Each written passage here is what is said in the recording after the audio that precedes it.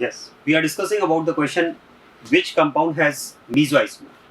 और जैसा कि हमने mesoisomer के लिए कंडीशन डिस्कस की, उन कंपाउंड्स के लिए mesoisomer पॉसिबल होगा जिनमें मोर than one chiral carbon atoms present हो और कंपाउंड आईपैक नंबरिंग के रिस्पेक्ट में सिमेट्रिकल हो। इसी में कंपाउंड नंबर 8 की अगर बात की जाए, इस कंपाउंड में अगर हमें कंडीशन चेक करना है मीजो के लिए, तो आप देखो इस कंपाउंड में लेफ्ट टू राइट और राइट टू लेफ्ट अगर आप मूव करते हैं तो दोनों ही टर्मिनल्स है आईपैक नंबरिंग सेम है। और आईपैक नंबरिंग अगर सेम है, इसका मतलब ये कंपाउंड सिमेट्रिकल कंपाउंड है। तो पहली कंडीशन यहाँ पर सेटिस्फाइड है, compound is symmetrical. Second condition के अकॉर्डिंग अगर बात की जाए नंबर ऑफ कायरल कार्बन, तो मीजो उन्हीं कंपाउंड्स के लिए मीजो आइसोमर पॉसिबल होगा जिनमें मोर than one chiral carbon atoms present हो। इस कंपाउंड में अगर आप चेक करेंगे तो मोर than one chiral carbon atoms भी प्रेजेंट है, और क्योंकि कंपाउंड में मोर than one chiral carbon present है तो दोनों कंडीशंस मीजो आइसोमर के होने के लिए जो रिक्वायरमेंट है वो ये कंपाउंड सेटिस्फाई करता है, मतलब इस कंपाउंड के लिए मीजो आइसोमर पॉसिबल होगा। So this compound will have meso isomer. अब एक बात और ध्यान देना, इस कंपाउंड को अगर बात की जाए तो इसमें एक क्वेश्चन और फ्रेम किया जा सकता है, और इस टाइप का क्वेश्चन जे एडवांस पे पूछा गया है, number of chiral carbon atoms present in the compound. इस कंपाउंड में कायरल कार्बन एटम्स का काउंट कितना है? More than one chiral carbon present है, वो तो क्लियर है, but how many chiral carbon atoms are present in this compound? आप ध्यान देना, बहुत ही इंपॉर्टेंट पॉइंट है। अगर नंबर ऑफ कायरल कार्बन की बात की जाए तो एक तो ये कार्बन यहाँ पर कायरल है, क्योंकि इस कार्बन के लिए अगर 4 यूनिट्स की बात की जाए तो all the 4 units for this carbon atom are different. One is methyl group, second is chlorine, third is hydrogen, and fourth this complete group will be considered as one of the unit for this carbon. So all 4 units 1, 2, 3 and 4 are different for this carbon atom. So this carbon will be considered as a chiral carbon atom. इसी तरह से इस carbon की अगर बात की जाए तो यहाँ भी आप देख सकते हैं इस कार्बन की भी 4 यूनिट्स डिफरेंट है। One of the unit for this carbon is methyl group, second hydrogen, third is chlorine, और फोर्थ अगर बात की जाए तो यहाँ पर कार्बन के लिए 4th यूनिट ये पूरा ग्रुप है। तो यहाँ भी कार्बन की 4 यूनिट्स डिफरेंट है, ये कार्बन भी कायरल है। अब यहाँ पर जो इंपॉर्टेंट पॉइंट है, what about this carbon atom? आप ध्यान देना, जनरली स्टूडेंट्स को अगर आइडिया नहीं है तो स्टूडेंट्स का मोस्टली आंसर होता है कि ये कार्बन कायरल नहीं है, और शायद वो इस बेसिस पर कि इस कार्बन से अटैच्ड 2 यूनिट्स तो डिफरेंट है H and Cl, but this unit as the third unit and this unit as the fourth unit are same. ये मोस्टली स्टूडेंट के माइंड में एक पॉइंट होता है कि इस कार्बन के लिए यूनिट और यूनिट सेम है, और इस बेसिस पर स्टूडेंट्स को ऐसा लगता है कि ये कार्बन कायरल नहीं है, और जो कार्बन कायरल नहीं होता है उसे हम बोलते हैं ए कायरल कार्बन। तो अकॉर्डिंग टू स्टूडेंट्स, अगर आपने ये कंसिडर किया है कि यूनिट और यूनिट सेम है तो फिर तो ये कार्बन ए कायरल कार्बन होना चाहिए। बट आप ध्यान देना, this carbon atom will also be considered as chiral carbon atom. आप सुनिए इस बात को अच्छे से, ये कार्बन भी कायरल कार्बन की कैटेगरी में ही काउंट होगा। अब एक पॉइंट आता है कि ये कार्बन कायरल कैसे हो सकता है, इसकी यूनिट और यूनिट तो सेम है। देखो इन 2 यूनिट्स की अगर बात की जाए तो यूनिट्स इस कार्बन के लिए सेम भी हो सकती है और डिफरेंट भी हो सकती है, डिपेंड करेगा इन यूनिट्स में प्रेजेंट सिस्टम के अबाउट कॉन्फ़िगरेशन कैसा है। अब पॉइंट याद है कि मैंने आपसे कहा कि इन दोनों यूनिट्स में प्रेजेंट सिस्टम के अबाउट कॉन्फ़िगरेशन कैसा है, उस पर डिपेंड करेगा कि ये कार्बन कायरल है या नहीं। ये मैं आपको थोड़ा सा क्लियर करता हूँ।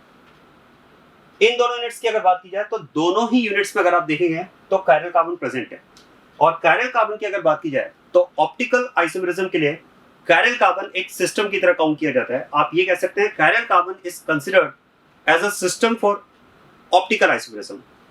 अगर हम बात करें कॉन्फिगरेशनल आइसोमेरिज्म की तो इसमें 2 टाइप्स हमारे पास है, ज्योमेट्रिकल एंड ऑप्टिकल। आपने पढ़ा होगा, जैसे ज्योमेट्रिकल आइसोमेरिज्म में अगर बात की जाए तो वहां पर कार्बन कार्बन डबल बॉन्ड को हम एक सिस्टम काउंट करते हैं। मतलब ये हम बात कर सकते हैं कि carbon carbon double bond is considered as a system for geometrical isomerism. थोड़ा सा मैं आपको जीआई से रिलेट करके इस बात को एक्सप्लेन करता हूं। जैसे अगर बात की जाए हमारे पास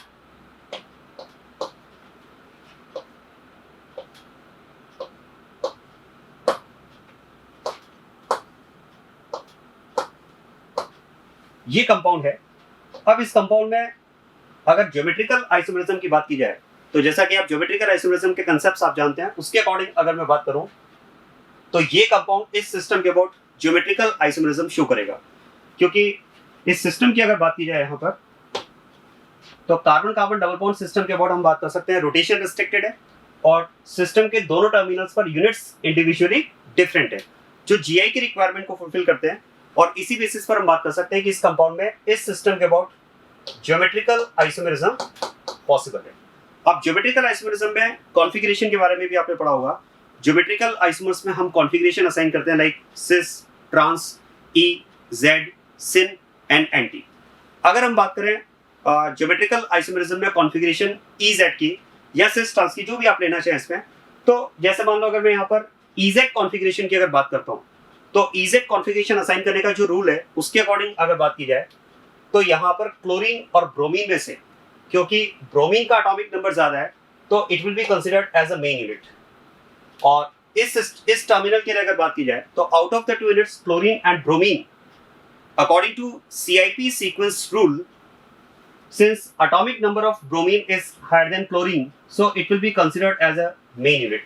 और यहाँ पर अगर हम बात करें तो दोनों सेलेक्टेड मेन यूनिट्स क्योंकि सिस्टम के सेम साइड है, और सेलेक्टेड मेन यूनिट्स अगर सिस्टम के सेम साइड हो तो वहां पर हम कॉन्फ़िगरेशन असाइन करते हैं Z कॉन्फ़िगरेशन। तो यहाँ पर हम बात कर सकते हैं कि ज्योमेट्रिकल आइसोमेरिज्म में सिस्टम के अबाउट जो कॉन्फ़िगरेशन है वो Z है। कॉन्फ़िगरेशन की अगर बात की जाए तो what is configuration? Configuration gives an idea about arrangement of units about a system। Configuration की अगर बात की जाए तो configuration सिस्टम के अबाउट यूनिट्स का रिलेटिव अरेंजमेंट कैसा है उसका आइडिया हमें देता है। जैसे अगर मैंने इस कंपाउंड का कॉन्फ़िगरेशन Z असाइन किया है तो रूल्स के अकॉर्डिंग एकदम हमें क्लियर है कि अगर इस कंपाउंड में सिस्टम के अबाउट कॉन्फ़िगरेशन Z है, इसका मतलब जो मेन यूनिट्स हैं सिस्टम के दोनों टर्मिनल्स पर, जो मेन यूनिट्स हैं वो सिस्टम के सेम साइड है। अगर ये मेन यूनिट सिस्टम के अक्रॉस होती तो हम यहाँ पर कॉन्फ़िगरेशन असाइन करते हैं ई कॉन्फ़िगरेशन। इसका मतलब यहाँ पर क्योंकि सेलेक्टेड यूनिट सिस्टम के सेम साइड है तो हमने Z कॉन्फ़िगरेशन असाइन किया है, तो इसका मतलब ये हुआ कि Z कॉन्फ़िगरेशन से हमें ये आइडिया मिल रहा है कि सिस्टम के अबाउट यूनिट्स का अरेंजमेंट कैसा है। इसी तरह से जैसे हम ज्योमेट्रिकल आइसोमेरिज्म में कॉन्फ़िगरेशन असाइन करने की बात करते हैं, बिल्कुल वैसे ही ऑप्टिकल आइसोमेरिज्म में भी हम कॉन्फ़िगरेशन असाइन करने की बात करते हैं। अब ऑप्टिकल आइसोमेरिज्म में अगर कॉन्फ़िगरेशन की बात की जाए, कॉन्फ़िगरेशन कैसे असाइन करते हैं, कॉन्फ़िगरेशन क्या क्या असाइन किया जा सकता है, ये तो हम आगे डिटेल में डिस्कस करेंगे। केवल ये कार्बन कायरल है, इस बात को एक्सप्लेन करने के लिए थोड़ा सा मैं उसकी छोटी सी एप्लीकेशन यहाँ पर ले रहा हूँ। हम आगे ऑप्टिकल आइसोमेरिज्म में जब कॉन्फ़िगरेशन की बात करेंगे, ये टॉपिक भी हम आगे ऑप्टिकल आइसोमेरिज्म में डिस्कस करेंगे, how to assign configuration to given optical isomers. उसका थोड़ा सा एप्लीकेशन मैं यहाँ पर ले रहा हूँ। आपको अभी ये टेंशन करने की जरूरत नहीं कि कॉन्फ़िगरेशन आपने कैसे असाइन कर दिया और कॉन्फ़िगरेशन क्या क्या हो सकता है, ये हम आगे डिटेल में डिस्कस करेंगे। ऑप्टिकल आइसोमेरिज्म की अगर बात की जाए तो जैसे ज्योमेट्रिकल आइसोमेरिज्म में हम EZ कॉन्फ़िगरेशन असाइन करते हैं, वैसे ही ऑप्टिकल आइसोमेरिज्म में अगर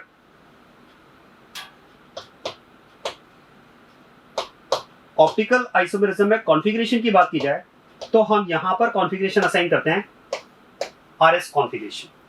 जैसे यहां पर हम EZ कॉन्फ़िगरेशन असाइन करने की बात करते हैं, वैसे ही ऑप्टिकल आइसोमेरिज्म में हम कॉन्फ़िगरेशन असाइन करते हैं RS कॉन्फ़िगरेशन। और RS कॉन्फ़िगरेशन असाइन करने का मतलब क्या हुआ? देखो, कॉन्फ़िगरेशन वर्ड की अगर बात की जाए तो इसका सिग्निफिकेंस है क्या? Configuration gives an idea about arrangement of units about a system. अब हमने कहा कि कॉन्फ़िगरेशन जो है वो सिस्टम के अबाउट यूनिट्स का अरेंजमेंट कैसा है उसका आइडिया हमें देता है। अब एक सिस्टम की हम बात करें तो ज्योमेट्रिकल आइसोमेरिज्म में अगर हम सिस्टम की बात करें तो वो सिस्टम आप ले सकते हैं कार्बन कार्बन डबल बॉन्ड को, और इस सिस्टम के अबाउट यूनिट्स का अरेंजमेंट कैसा है वो हमने यहाँ पर आइडिया दिया है बाय असाइनिंग कॉन्फ़िगरेशन Z। इसी तरह से अगर आपको ऑप्टिकल आइसोमेरिज्म में गिवन कंपाउंड का, गिवन ऑप्टिकल आइसोमर में अगर आपको कॉन्फ़िगरेशन असाइन करना है तो वहां पर भी क्या करना होगा, उस कंपाउंड में सिस्टम के अबाउट आपको यूनिट्स का अरेंजमेंट बताने के लिए आपको कॉन्फ़िगरेशन असाइन करना होगा, और वो कॉन्फ़िगरेशन हो सकता है R कॉन्फ़िगरेशन या फिर S कॉन्फ़िगरेशन। अब मैंने आपसे कहा कि ज्योमेट्रिकल आइसोमेरिज्म में सिस्टम के अबाउट यूनिट्स का अरेंजमेंट बताने के लिए हम कॉन्फ़िगरेशन असाइन करेंगे, और वो सिस्टम GME क्या है? Carbon carbon double bond. इसी तरह से अगर ऑप्टिकल आइसोमेरिज्म की बात की जाए कि ऑप्टिकल में भी हमें सिस्टम के अबाउट यूनिट्स का अरेंजमेंट बताने के लिए कॉन्फ़िगरेशन असाइन करना है, तो क्वेश्चन है फिर ऑप्टिकल आइसोमेरिज्म में सिस्टम क्या होगा? तो आंसर है कायरल कार्बन। ध्यान देना, ऑप्टिकल आइसोमेरिज्म में अगर हम सिस्टम की बात करें तो chiral carbon is considered as a system for optical isomerism. अब आप ध्यान दें, अगर ये कार्बन कायरल है तो हम इसे ऑप्टिकल आइसोमेरिज्म का एक सिस्टम कंसिडर करेंगे, और इस कायरल कार्बन से जो अटैच्ड 4 डिफरेंट यूनिट्स हैं, उन 4 डिफरेंट यूनिट्स का रिलेटिव अरेंजमेंट क्या है, ये एक्सप्लेन करने के लिए, ये बताने के लिए हम यहाँ पर कॉन्फ़िगरेशन असाइन करेंगे, आर कॉन्फ़िगरेशन और एस कॉन्फ़िगरेशन। अब आर और एस कॉन्फ़िगरेशन असाइन करने का रूल क्या है वो तो हम आगे डिटेल में डिस्कस करेंगे, अभी मैं रूल्स डिस्कस नहीं कर रहा हूँ। हम अभी ये बात डिस्कस नहीं कर रहे हैं हाउ टू असाइन कॉन्फ़िगरेशन। मैं केवल आपको ये बताना चाह रहा हूँ कि जैसे ज्योमेट्रिकल आइसोमेरिज्म में कॉन्फ़िगरेशन असाइन किया जाता है, वैसे ही ऑप्टिकल आइसोमेरिज्म में भी हम कॉन्फ़िगरेशन असाइन करते हैं एक सिस्टम के अबाउट। ज्योमेट्रिकल आइसोमेरिज्म में वो सिस्टम आप ले सकते हैं कार्बन कार्बन डबल बॉन्ड, और ऑप्टिकल आइसोमेरिज्म में अगर सिस्टम की बात की जाए तो ऑप्टिकल आइसोमेरिज्म में हम सिस्टम लेंगे कायरल कार्बन। अब आप समझना, अगर हम बात करें कि कायरल कार्बन में कायरल कार्बन से अटैच्ड 4 यूनिट्स का जो अरेंजमेंट है, उन अरेंजमेंट्स को एक्सप्लेन करने के लिए हम यहाँ पर कॉन्फ़िगरेशन की बात करेंगे, आर और एस कॉन्फ़िगरेशन। जैसे आप देखो, अगर यहाँ पर दोनों ब्रोमीन सेम साइड है तो हमने यहाँ पर जेड कॉन्फ़िगरेशन असाइन किया। अगर ये दोनों ब्रोमीन अपोजिट साइड होते हैं, अक्रॉस द सिस्टम होते हैं, तो रूल्स के अकॉर्डिंग यहाँ पर इसका कॉन्फ़िगरेशन असाइन होता ई कॉन्फ़िगरेशन। इसी तरह से जब आर एस कॉन्फ़िगरेशन असाइन करने के रूल्स हम डिस्कस करेंगे तो वहां पर आपको ये बात समझ में आएगी कि कब हम यूनिट्स के अरेंजमेंट में आर कॉन्फ़िगरेशन और कब हम यूनिट्स के अरेंजमेंट में एस कॉन्फ़िगरेशन असाइन करते हैं। अब आप ध्यान देना, इस बात को मैं यहाँ पर रिलेट कर रहा हूँ। इसका मतलब ये हुआ कि अगर यहाँ पर इस यूनिट में कायरल कार्बन प्रेजेंट है तो फिर तो डेफिनेटली कायरल कार्बन जो होगा उस यूनिट में एक सिस्टम की तरह काउंट होगा, क्योंकि जैसा मैंने आपसे कहा ऑप्टिकल आइसोमेरिज्म में कायरल कार्बन एक सिस्टम है। इसका मतलब तो ये हुआ कि अगर ये कायरल कार्बन ऑप्टिकल आइसोमेरिज्म का एक सिस्टम है तो फिर तो इस कार्बन से अटैच्ड जो 4 यूनिट्स हैं, उन 4 यूनिट्स के अरेंजमेंट के अकॉर्डिंग या तो यहाँ पर हम कॉन्फ़िगरेशन आर असाइन करेंगे या फिर यहाँ पर कॉन्फ़िगरेशन एस असाइन करेंगे। और इसी तरह से अगर इस कार्बन की बात की जाए तो यहाँ भी इस यूनिट में कायरल कार्बन प्रेजेंट है, और जैसा कि कायरल कार्बन ऑप्टिकल आइसोमेरिज्म के लिए एक सिस्टम है, और इस सिस्टम के अबाउट जब हम कॉन्फ़िगरेशन असाइन करते हैं तो या तो हमें अरेंजमेंट कॉन्फ़िगरेशन आर मिलेगा या फिर कॉन्फ़िगरेशन हमें मिलेगा एस। अब यहाँ पर कॉन्फ़िगरेशन आर कॉन्फ़िगरेशन होगा या एस कॉन्फ़िगरेशन होगा वो तो डिपेंड करेगा इन यूनिट्स के अरेंजमेंट पर, और यूनिट्स का अरेंजमेंट हमें कब क्लियर होगा, जब कंपाउंड हमें स्टीरियोकेमिकल फॉर्मूला में गिवन होगा। अभी ये कंपाउंड हमें स्टीरियोकेमिकल फॉर्मूला में गिवन नहीं है, अभी हमारे पास ये क्लियर नहीं है कि यहाँ पर यूनिट्स का अरेंजमेंट कैसा है। क्योंकि यहाँ पर ये क्लियर नहीं है कि यूनिट्स का अरेंजमेंट कैसा है, तो इस बेसिस पर हम ये मानकर चल रहे हैं कि डिपेंड करेगा यूनिट्स का अरेंजमेंट कैसा है। यहाँ पर कॉन्फ़िगरेशन आर हो सकता है और यहाँ पर कॉन्फ़िगरेशन एस भी हो सकता है। इसी तरह से अगर मैं इस यूनिट में प्रेजेंट सिस्टम के अबाउट बात करूं जो कि कायरल कार्बन है, तो यहाँ भी आप कह सकते हैं कि यूनिट में प्रेजेंट सिस्टम कायरल कार्बन के अबाउट डिपेंड करेगा इन यूनिट्स का अरेंजमेंट कैसा है, और उसके अकॉर्डिंग या तो यहाँ पर सिस्टम के अबाउट कॉन्फ़िगरेशन आर मिलेगा या फिर एस कॉन्फ़िगरेशन होगा। और अब आप ध्यान देना, ऐसा मान लेते हैं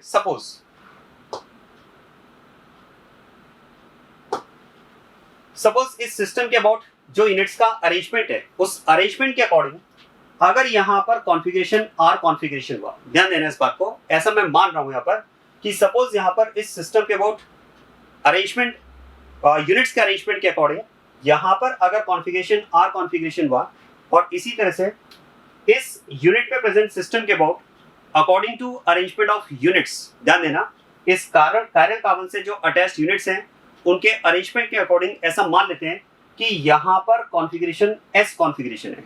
तो अब आप ध्यान देना, अगर यहाँ पर इस यूनिट में प्रेजेंट सिस्टम का कॉन्फ़िगरेशन एस हुआ और यहाँ पर इस यूनिट में प्रेजेंट सिस्टम के अबाउट कॉन्फ़िगरेशन आर कॉन्फ़िगरेशन हुआ, तो मैं आपको यहाँ पर क्लियर करना चाहूंगा उस कंडीशन में इस कार्बन के लिए ये यूनिट और ये यूनिट डिफरेंट यूनिट्स की तरह काउंट होंगी। इसका मतलब ये हुआ, if this carbon is bonded with the unit having R configuration and this carbon is bonded with the unit having S configuration, these units will be considered as different units for this carbon atom। अब ऐसे case में हम बात कर सकते हैं कि इसका मतलब ये हुआ कि अगर इस कार्बन की 4 यूनिट्स को कंपेयर किया जाए तो one of the unit is H, second unit is chlorine, third unit with R configuration and fourth unit with S configuration, so all the 4 units are different। in that case this carbon will be considered as chiral carbon. उस condition में हम इस carbon को chiral carbon consider करेंगे। अब एक point ये आता है कि अगर ऐसी बात है तो फिर तो इसका मतलब ये हुआ कि यहाँ पर इस यूनिट में प्रेजेंट सिस्टम के अबाउट अगर आर कॉन्फ़िगरेशन हुआ और इस यूनिट में प्रेजेंट सिस्टम के अबाउट भी अगर आर कॉन्फ़िगरेशन हुआ, अगर दोनों सिस्टम में दोनों यूनिट्स में प्रेजेंट सिस्टम के अबाउट कॉन्फ़िगरेशन आपको सेम मिला, तो उस केस में आप कह सकते हैं कि इस कार्बन की ये दोनों यूनिट्स सेम यूनिट्स हैं और इन दोनों यूनिट्स को सेम कॉन्फ़िगरेशन के बेसिस पर सिमिलर यूनिट्स काउंट करते हुए उस कंडीशन में आप कह सकते हैं कि in that case this carbon will be A chiral carbon. उस कंडीशन में हम इस कार्बन को कायरल कंसिडर नहीं करेंगे और जो कार्बन कायरल नहीं होगा हम उसे ए कायरल कार्बन कह सकते हैं। इसी तरह से देखो, यहां पर अगर कॉन्फ़िगरेशन एस कॉन्फ़िगरेशन हुआ और यहां पर भी अगर कॉन्फ़िगरेशन एस कॉन्फ़िगरेशन हुआ, तो उस केस में भी आप कह सकते हैं कि ये कार्बन ए कायरल कार्बन होगा। और अगर कंडीशन है कि यहां पर एस कॉन्फ़िगरेशन हुआ और यहां पर अगर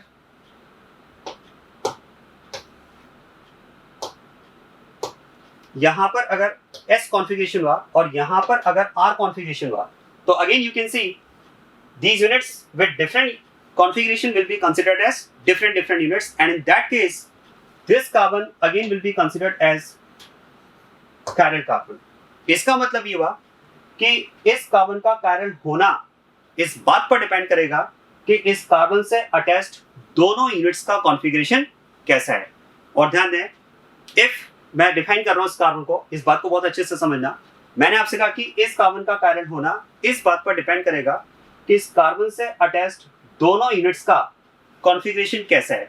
अगर कॉन्फ़िगरेशन सेम है तो हम कार्बन को ए कायरल कहेंगे और अगर कॉन्फ़िगरेशन डिफरेंट हुआ तो उस कंडीशन में इस कार्बन को कायरल कहेंगे। इसका मतलब इस कार्बन का कायरल होना दोनों यूनिट्स के कॉन्फ़िगरेशन पे डिपेंड करेगा and such type of carbon is called pseudo chiral carbon. बात समझिए इस बात को अच्छे से। इस तरह के कार्बन को हम नेम देते हैं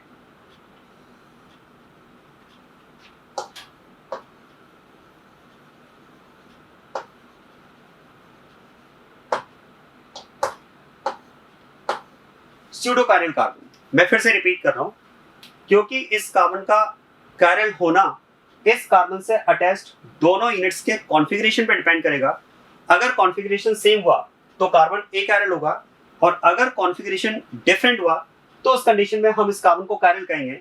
और ऐसे कार्बन एटम जिनका कायरल होना उससे अटैच्ड यूनिट्स के कॉन्फ़िगरेशन पे डिपेंड करता है, that type of carbon atom is called pseudo chiral carbon. मैं स्यूडो कायरल कार्बन की डेफिनेशन आपके सामने बोलता हूं। स्यूडो कायरल कार्बन की अगर बात की जाए, if chirality of a carbon depends on configuration of units attached with it, this type of carbon is called pseudo chiral carbon. और अब जो इसके बाद में मैं नेक्स्ट लाइन बोल रहा हूं वो उससे भी ज्यादा इंपॉर्टेंट है, ध्यान देना। Pseudo chiral carbon atom present in a compound is also considered as a chiral carbon for the compound. This pseudo chiral carbon is also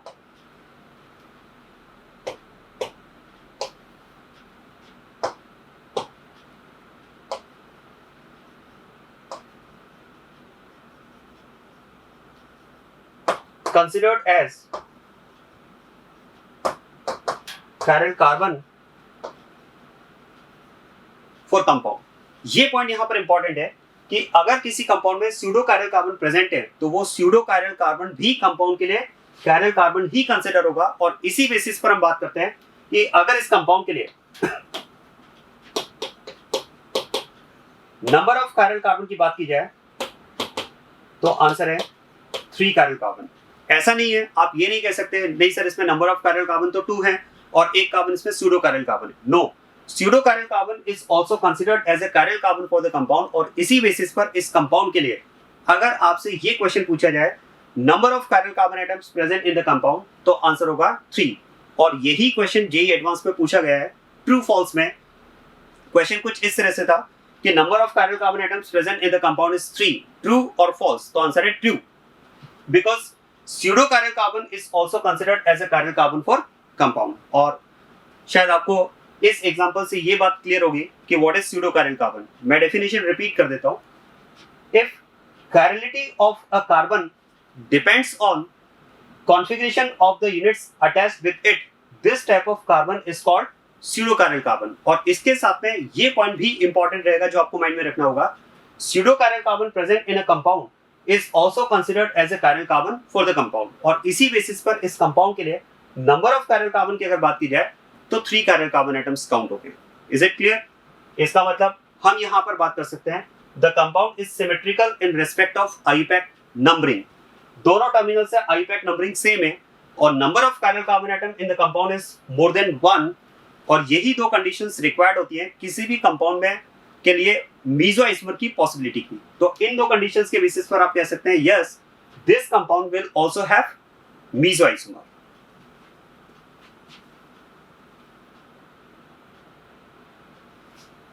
इसके बाद में अगर बात की जाए कंपाउंड 9th की, तो कंपाउंड 9th आपको ये गिवन है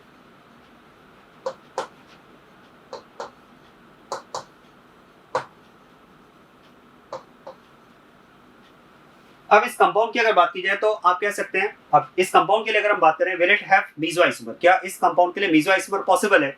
तो हमें दो बात चेक करना है। एक तो हमें ये बात चेक करना होगा कि कंपाउंड सिमेट्रिकल है अनसिमेट्रिकल है, तो वो तो बहुत क्लियर है। अगर आप इस कंपाउंड में भी आईपैक नंबरिंग लेफ्ट से राइट और राइट से लेफ्ट अगर आप चेक करते हैं तो विल फाइंड दोनों साइड से नंबरिंग सेम है, मतलब ये कंपाउंड भी सिमेट्रिकल कंपाउंड है। पहली कंडीशन सेटिस्फाइड। सेकंड कंडीशन की अगर बात की जाए तो सेकंड कंडीशन में हमारी रिक्वायरमेंट है कंपाउंड में more than 1 carrier carbon present होना चाहिए।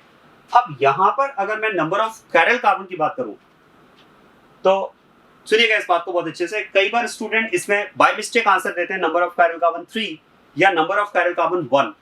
जिन स्टूडेंट का answer number of chiral carbon 3 होता है वो शायद इस बेसिस पर कि एक तो ये कार्बन कैरियल है, एक ये कार्बन कैरियल है और एक ये सूडो कैरियल कार्बन है। इस बेसिस पर स्टूडेंट कई बार इसका बाय मिस्टेक आंसर देते हैं 3। लेकिन आप देखो इन दोनों कार्बन एटम्स की अगर बात की जाए तो ये कार्बन कैरियल नहीं है, क्योंकि इस कार्बन के लिए ये दोनों यूनिट सेम है। सो this carbon is not a carrier carbon. इस कार्बन के लिए भी ये दोनों यूनिट सेम है, तो ये कार्बन भी कैरियल नहीं है। तो जिन स्टूडेंट का आंसर 3 था वो आंसर तो गलत हुआ।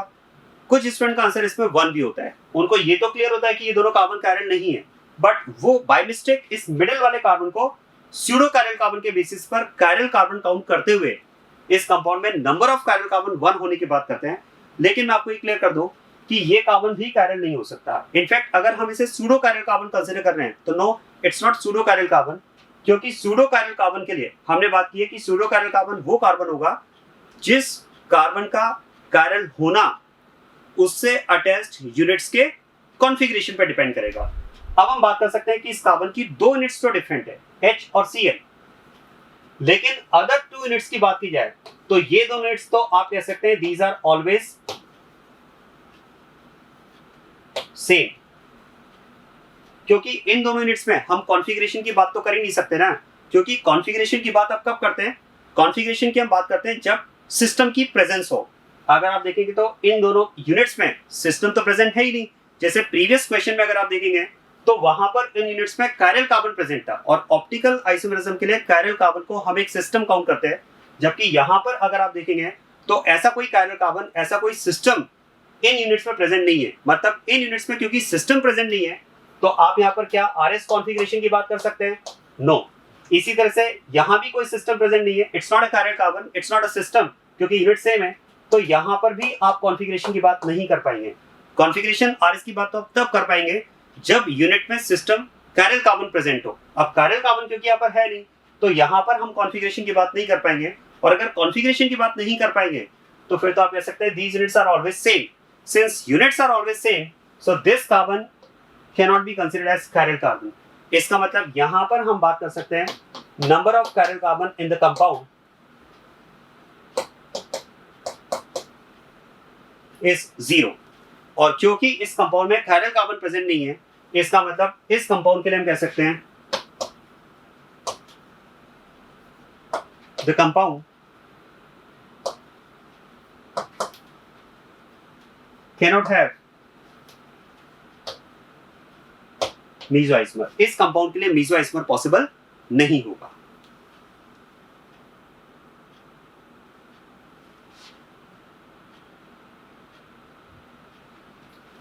तो जैसा कि हम इससे पहले डिस्कस कर रहे थे कि अगर कोई कंपाउंड ऑप्टिकल आइसोमरिज्म शो करता है तो या तो उस कंपाउंड के लिए 3 टाइप के ऑप्टिकल आइसोमर्स पॉसिबल होंगे, डेक्स्ट्रो, लीवो एंड मीजो, या फिर उस कंपाउंड के लिए 2 टाइप के ऑप्टिकल आइसोमर्स पॉसिबल होंगे, डेक्स्ट्रो एंड लीवो। इसका मतलब अगर हम बात करें उन कंपाउंड्स की जो ऑप्टिकल आइसोमेरिज्म शो कर सकते हैं। ध्यान देना इस बात को।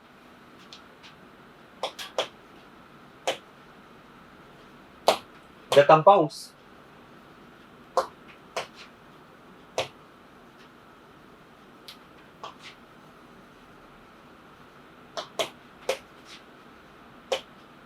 ऑप्टिकल आइसोमेरिज्म, जो कंपाउंड्स ऑप्टिकल आइसोमेरिज्म शो करते हैं, अगर उन कंपाउंड्स को हम कैटेगराइज करना चाहें तो हमारे पास दो तरह की कैटेगरीज हो सकती हैं। आप ध्यान देना, the compounds which can show optical isomerism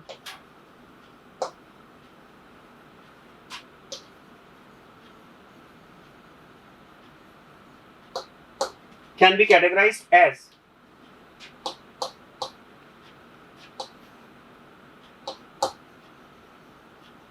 those having three types of optical isomers. Those having three types of optical isomers, that is dextro, levo and meso. एक तो वो कैटेगरी कंपाउंड्स की जिनके लिए थ्री टाइप के optical isomers possible होंगे, dextro, लीवो and meso. और second अगर बात की जाए, दोज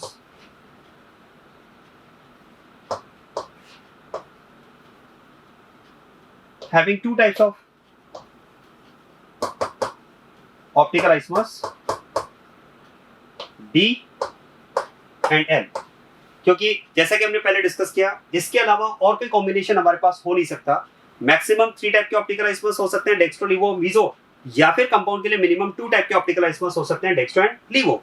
इसका मतलब ये हुआ कि कंपाउंड अगर ऑप्टिकल आइसोमरिज्म शो करेगा तो या तो वो इस कैटेगरी का होगा जिसके लिए थ्री टाइप के ऑप्टिकल आइसोमर्स पॉसिबल होंगे, या फिर वो कंपाउंड सेकंड कैटेगरी का होगा जिसके लिए टू टाइप के ऑप्टिकल आइसोमर्स पॉसिबल होंगे। अब आप समझे, मैं इस क्वेश्चन पर काम करना चाह रहा हूं कि अगर हमें ये क्वेश्चन दिया जाए, कंपाउंड्स हमें गिवन हो और हमें ये क्वेश्चन दिया जाए, out of the given compounds which compounds can show optical isomerism, क्योंकि ये क्वेश्चन ऑप्टिकल आइसोमेरिज्म में सबसे ज्यादा पूछा गया है। तो आप ध्यान देना, अगर हमें कंपाउंड गिवन है और गिवन कंपाउंड में अगर ऑप्टिकल आइसोमेरिज्म है तो या तो वो फर्स्ट कैटेगरी का होगा या फिर वो सेकंड कैटेगरी का होगा। और अगर वो फर्स्ट कैटेगरी का हुआ तो आप इसे इजीली आइडेंटिफाई कर सकते हैं। समझ में आ रहा है किस बेसिस पर? On the basis of condition of meso. जैसा कि मीजो किन कंपाउंड्स के लिए पॉसिबल होता है, ये कंडीशन ऑलरेडी हम डिस्कस कर चुके हैं।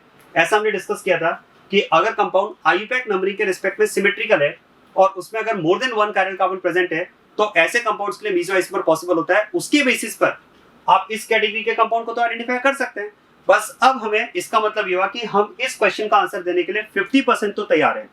अब हमें सेकंड कैटेगरी को समझना होगा कि उन कंपाउंड्स को कैसे आइडेंटिफाई किया जाए जिनके लिए मीजो तो पॉसिबल नहीं है बट डेक्स्ट्रो, लीवो टाइप के ऑप्टिकल आइसोमर्स पॉसिबल है। और इस कैटेगरी के कंपाउंड को समझने के लिए हमें ऑप्टिकल एक्टिविटी की कंडीशन को समझना होगा, क्योंकि इस कैटेगरी के लिए जो पॉसिबल ऑप्टिकल आइसोमर्स है वो कौन सा है? डेक्स्ट्रो, लीवो।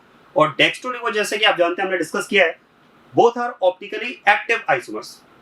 तो इस कैटेगरी के कंपाउंड्स को समझने के लिए हमें ऑप्टिकली एक्टिव होने की कंडीशन को समझना होगा। तो नेक्स्ट अब हम डिस्कस कर रहे हैं, what is condition for a compound to show optical activity. Condition for optical activity, जैसा कि हमने बात की कि अगर हमें सेकंड कैटेगरी के कंपाउंड को आइडेंटिफाई करना है जिसके लिए डेक्स्ट्रो और लीवो टाइप के ऑप्टिकल आइसोमर्स पॉसिबल हैं, तो उसके लिए हमें ऑप्टिकल एक्टिविटी की कंडीशन डिस्कस करना होगा। तो नेक्स्ट अब स्टार्ट करते हैं।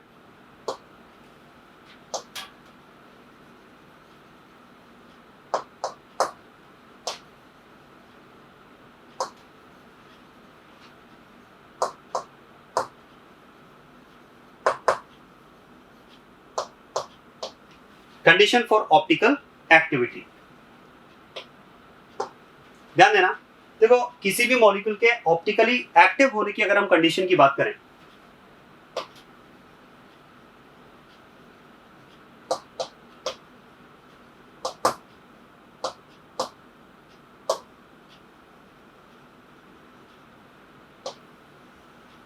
अगर हम एक मॉलिक्यूल के ऑप्टिकली एक्टिव होने की बात करें तो condition for a molecule to be optically active is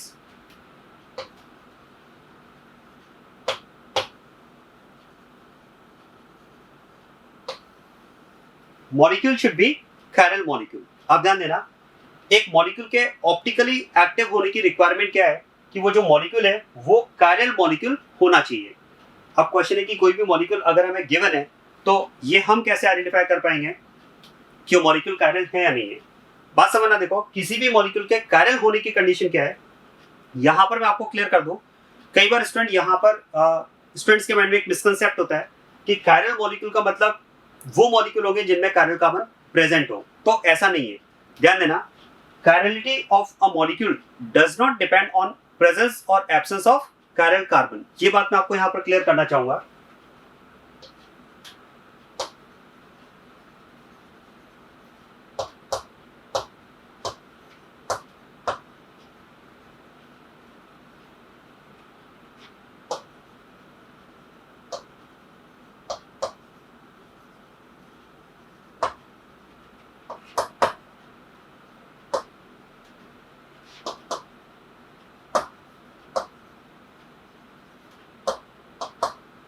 molecule की जो कायरलिटी है वो इस बात पर डिपेंड नहीं करेगी। It chirality of a molecule does not depend on presence और एब्सेंस ऑफ कायरल कार्बन। इस बात पर डिपेंड नहीं करेगी कि मॉलिक्यूल में कायरल कार्बन प्रेजेंट है या नहीं है। तो क्वेश्चन है फिर मॉलिक्यूल के कायरल होने की कंडीशन क्या है, तो आप ध्यान देना।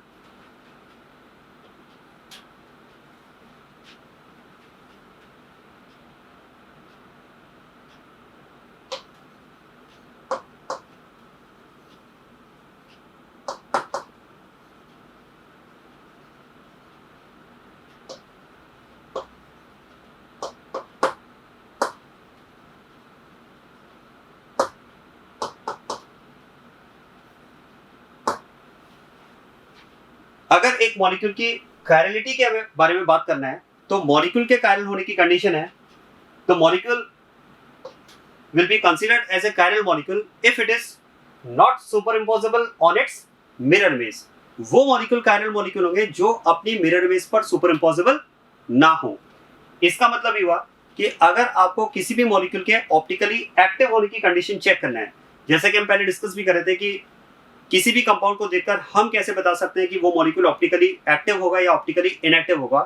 थियोरेटिकली इसे प्रेडिक्ट करने के लिए जो टूल्स हम यूज करते हैं वही टूल्स मैं यहाँ पर डिस्कस करने जा रहा हूँ। तो मैंने आपसे कहा कि कोई भी मॉलिक्यूल तब ऑप्टिकली एक्टिव होगा जब वो कायरल मॉलिक्यूल होगा। और कायरल मॉलिक्यूल कौन सा होगा, वो मॉलिक्यूल कायरल होगा जो अपनी मिरर इमेज पर सुपर इम्पोजेबल ना हो। If a molecule is not superimposable on its mirror image it will be called chiral molecule, it will be considered as a chiral molecule. तो फिर एक point आता है कि इसका मतलब तो ये हुआ कि अगर हमें एक क्वेश्चन गिवन हो और क्वेश्चन में अगर ये दिया हो which of the following compound is optically active, और 4 ऑप्शंस में अगर हमें 4 कंपाउंड्स गिवन हो तो हमें ये चेक करना होगा कि उन 4 कंपाउंड्स में से कायरल मॉलिक्यूल कौन सा है। और जैसा कि हम बात करें कि कायरल मॉलिक्यूल चेक करने के लिए हमें उन मॉलिक्यूल्स की उनके मिरर इमेज पर सुपर इम्पोसिबिलिटी चेक करना होगा। मतलब हर गिवन कंपाउंड का आपको मिरर इमेज मॉलिक्यूल बनाना होगा और फिर आपको उसकी उस पर सुपर इम्पोसिबिलिटी चेक करना होगा। देखो ये प्रोसेस थोड़ा सा टाइम टेकिंग प्रोसेस है, हम इसके थ्रू आंसर दे सकते हैं but it is time taking process कि हम सबसे पहले उन 4 ऑप्शंस में जो 4 कंपाउंड्स हमें गिवन है, सबसे पहले तो हम उन 4 कंपाउंड्स के मिरर इमेज ड्रॉ करें और फिर उन मिरर इमेज पर हम सुपर इम्पोसिबिलिटी चेक करें। तो ये थोड़ा सा टाइम टेकिंग प्रोसेस होगा और इसीलिए हमने मॉलिक्यूल की कायरलिटी को चेक करने के लिए कुछ अलग टूल्स डेवलप किए। और वो अलग टूल्स क्या हैं, अगर हम बात करें कि molecule which is not super impossible on its mirror image will be called chiral molecule. तो अगर कोई मॉलिक्यूल अपनी मिरर इमेज पर सुपर इम्पोसिबल ना हो, ये कंडीशन अगर आपको चेक करना है तो इसके लिए हमारे पास कंडीशन क्या है,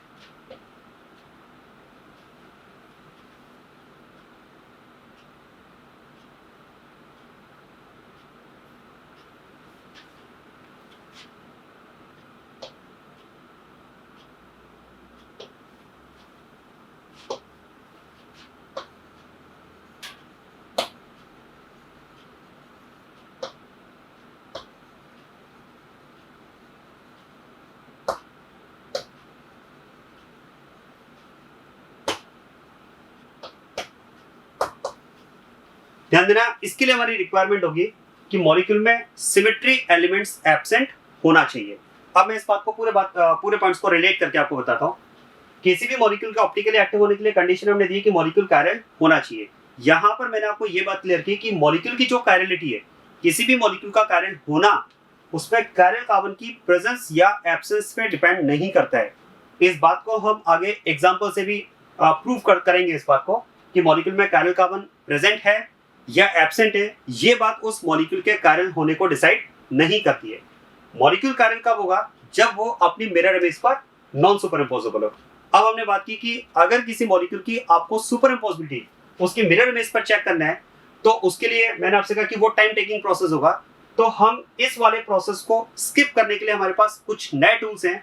अगर आपको ये चेक करना है कि मॉलिक्यूल अपनी मिरर इमेज पर सुपर इम्पोजेबल है या नहीं है, तो आपको उसके लिए मिरर इमेज मॉलिक्यूल की बनाने की जरूरत नहीं है। जो गिवन मॉलिक्यूल आपके पास है, केवल आप उसमें ये चेक करें कि उसमें सिमेट्री एलिमेंट्स प्रेजेंट है या एब्सेंट है। और अगर गिवन मॉलिक्यूल में सिमेट्री एलिमेंट्स एब्सेंट है तो डेफिनेटली वो मॉलिक्यूल अपनी मिरर इमेज पर नॉन सुपर इम्पोजेबल होगा, वो अपनी मिरर इमेज पर सुपर इम्पोजेबल नहीं होगा।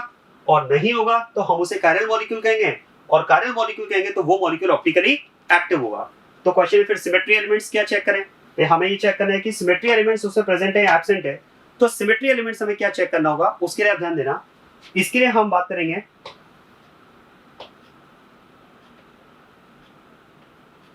थ्री सिमेट्री एलिमेंट्स की। एक तो हम बात करेंगे इसमें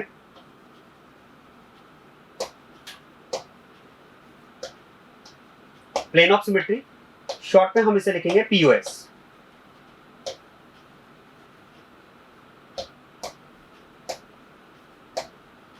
centre of symmetry that is COS। और एक हम बात करेंगे इसमें एक्सिस ऑफ सिमेट्री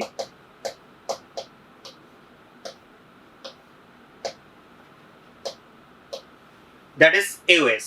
ध्यान देना, अगर हम सिमेट्री एलिमेंट्स की बात करें तो we have three types of symmetry elements: plane of symmetry POS, centre of symmetry COS and axis of symmetry AOS।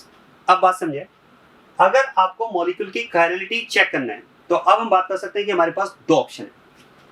Molecule की कायरलिटी चेक करने का एक ऑप्शन तो आपके पास ये है कि आप उस मॉलिक्यूल का मिरर इमेज ड्रॉ करें और उस मिरर इमेज पर गिवन मॉलिक्यूल की सुपर इम्पोजिबिलिटी चेक करें। अगर मॉलिक्यूल मिरर इमेज पर नॉन सुपर इम्पोजिबल है, ध्यान देना, अगर मॉलिक्यूल गिवन मॉलिक्यूल जो है वो अपनी मिरर इमेज पर नॉन सुपर इम्पोजिबल है तो हम उस मॉलिक्यूल को कायरल कहेंगे। ये तो एक तरीका हुआ, this is one of the way to check chirality of a molecule. और सेकंड ऑप्शन आपके पास क्या हो सकता है, गिवन मॉलिक्यूल में आप डायरेक्टली सिमेट्री एलिमेंट्स चेक करें। अगर उस मॉलिक्यूल में सिमेट्री एलिमेंट्स एब्सेंट है तो वो मॉलिक्यूल कायरल मॉलिक्यूल होगा। और सिमेट्री एलिमेंट्स की अगर बात की जाए तो will discuss about three symmetry elements: plane of symmetry, centre of symmetry and axis of symmetry. अब एक बात यहाँ पर ध्यान देना बहुत अच्छे से, जैसा कि हमें मॉलिक्यूल की कायरलिटी को चेक करने के लिए सिमेट्री एलिमेंट चेक करना है और यहाँ पर हमारे पास थ्री सिमेट्री एलिमेंट्स हैं। इन थ्री सिमेट्री एलिमेंट्स में से मॉलिक्यूल की कायरलिटी को चेक करने के लिए हमें केवल दो सिमेट्री एलिमेंट्स चेक करना होगा। और वो दो सिमेट्री एलिमेंट्स कौन कौन से होंगे? तो अगर ऑप्टिकल एक्टिविटी की बात की जाए तो ऑप्टिकल एक्टिविटी के लिए जैसा कि मैंने आपसे कहा कि हमारे पास दो ऑप्शन है। हमें मॉलिक्यूल की कायरलिटी चेक करना है और किसी भी मॉलिक्यूल के कायरल होने के लिए दो ऑप्शन आपके पास हैं। या तो आप चेक करें मॉलिक्यूल का मिरर इमेज आप बनाएं और उस मॉलिक्यूल का आप मिरर इमेज पर सुपर इम्पोजिबिलिटी चेक करें, और अगर मॉलिक्यूल अपनी मिरर इमेज पर नॉन सुपर इम्पोजिबल है तो मॉलिक्यूल कायरल होगा। या फिर मैंने आपसे कहा कि सेकंड ऑप्शन हमारे पास है सिमेट्री एलिमेंट्स। और सिमेट्री एलिमेंट्स की अगर बात की जाए तो किसी भी मॉलिक्यूल के कायरल होने की रिक्वायरमेंट क्या है? किसी भी मॉलिक्यूल के कायरल होने की रिक्वायरमेंट है कि मॉलिक्यूल में सिमेट्री एलिमेंट्स एब्सेंट होना चाहिए। अब सिमेट्री एलिमेंट्स की अगर बात की जाए तो हम थ्री सिमेट्री एलिमेंट्स के बारे में जैसा कि हम डिस्कस करेंगे: plane of symmetry, centre of symmetry और एक्सिस ऑफ सिमेट्री। लेकिन यहाँ पर इंपॉर्टेंट बात यह है कि जब आप मॉलिक्यूल की कायरलिटी या मॉलिक्यूल की ऑप्टिकल एक्टिविटी को चेक करते हैं तो वैसे तो हमारे पास थ्री सिमेट्री एलिमेंट्स हैं, लेकिन हम यहाँ पर केवल दो सिमेट्री एलिमेंट्स चेक करते हैं: प्लेन ऑफ सिमेट्री और centre of symmetry. Axis of symmetry की अगर बात की जाए तो एक्सिस ऑफ सिमेट्री हम ऑप्टिकल एक्टिविटी के लिए चेक नहीं करेंगे। क्यों नहीं करेंगे उसका रीजन आपको तब मिल जाएगा जब एक्सिस ऑफ सिमेट्री को हम डिटेल में डिस्कस करेंगे। अभी केवल मैं एक स्टेटमेंट ये दे देता हूं: axis of symmetry, although it is a symmetry element, but it does not decide optical activity of a molecule. Axis of symmetry symmetry element तो है, बट ये ऑप्टिकल एक्टिविटी को डिसाइड करने वाला सिमेट्री एलिमेंट नहीं होता है। क्यों नहीं होता है इसका रीजन आपको अपने आप मिल जाएगा जब हम एक्सेस ऑफ सिमेट्री का कंसेप्ट डिस्कस करेंगे। तो इसका मतलब ये हुआ ऑप्टिकल एक्टिविटी को चेक करने के लिए हमें ओनली 2 सिमेट्री एलिमेंट्स चेक करना है, प्लेन ऑफ सिमेट्री और सेंटर ऑफ सिमेट्री। और ऑप्टिकली एक्टिव होने के लिए दोनों का एब्सेंट होना जरूरी है। ध्यान देना इस बात को, पीओएस एंड सीओएस दोनों सिमेट्री एलिमेंट्स अगर एब्सेंट है तो ऐसे मॉलिक्यूल के लिए आप कह सकते हैं कि मॉलिक्यूल कायरल होगा, और कायरल होगा ऑप्टिकली एक्टिव होगा। इसका मतलब ये हुआ फाइनली अगर इन शॉर्ट बात की जाए तो शॉर्ट में आप ये कह सकते हैं कि किसी भी मॉलिक्यूल के ऑप्टिकली एक्टिव का होना, ऑप्टिकली एक्टिव की जो कंडीशन है वो सीओएस एंड पीओएस की प्रेजेंस या एब्सेंस पे डिपेंड करेगी। आप सुनिए इस बात को, optical activity of a molecule will depend on presence or absence of POS and COS, and for a molecule to be optically active both POS and COS should be absent। जैसे कि मान लेते हैं एक मॉलिक्यूल आपको दिया हुआ है और आपको चेक करना है कि वो ऑप्टिकली एक्टिव है या इनएक्टिव है, तो उसके लिए मैंने आपसे कहा कि आप POS एंड COS चेक करेंगे। मान लेते हैं उस मॉलिक्यूल में POS और COS दोनों प्रेजेंट है, दोनों प्रेजेंट है, तो फिर उस मॉलिक्यूल को हम ऑप्टिकली इनएक्टिव मॉलिक्यूल कहेंगे, क्योंकि अगर सिमेट्री एलिमेंट प्रेजेंट है तो ऐसा मॉलिक्यूल कायरल मॉलिक्यूल नहीं होगा। और ध्यान देना, जो मॉलिक्यूल कायरल नहीं होता है उसे आप कह सकते हैं एकायरल मॉलिक्यूल। मतलब अगर गिवन मॉलिक्यूल में COS एंड POS दोनों प्रेजेंट है तो मॉलिक्यूल एकायरल होगा, ऑप्टिकली इनएक्टिव होगा। इसी तरह से मान लेते हैं उस मॉलिक्यूल में POS प्रेजेंट है बट COS एब्सेंट है, POS प्रेजेंट COS एब्सेंट। अगर एक भी सिमेट्री एलिमेंट प्रेजेंट है POS या COS में से, तब भी मॉलिक्यूल एकायरल होगा, ऑप्टिकली इनएक्टिव होगा। मान लेते हैं आपने चेक किया मॉलिक्यूल को और उसमें POS एब्सेंट है, COS प्रेजेंट है। अब फिर से POS एब्सेंट और COS प्रेजेंट होने की हम बात कर रहे हैं, फिर से एक सिमेट्री एलिमेंट POS COS में से प्रेजेंट है तो मॉलिक्यूल फिर से एकायरल होगा, ऑप्टिकली इनएक्टिव होगा। और अगर मॉलिक्यूल में POS और COS दोनों एब्सेंट है, बोथ एब्सेंट, तो फिर हम बात करेंगे ऐसा मॉलिक्यूल कायरल मॉलिक्यूल होगा और वो ऑप्टिकली एक्टिव होगा। It means chirality of a molecule. ध्यान देना इस बात को बहुत अच्छे से, क्योंकि अभी मैंने आपको ये भी कहा कि मॉलिक्यूल का कायरल होना उसमें कायरल कार्बन की प्रेजेंस या एब्सेंस पे डिपेंड नहीं करता है। It actually depends on presence और absence of symmetry elements POS and COS। ध्यान देना, chirality of a molecule does not depend on presence और absence of chiral carbon.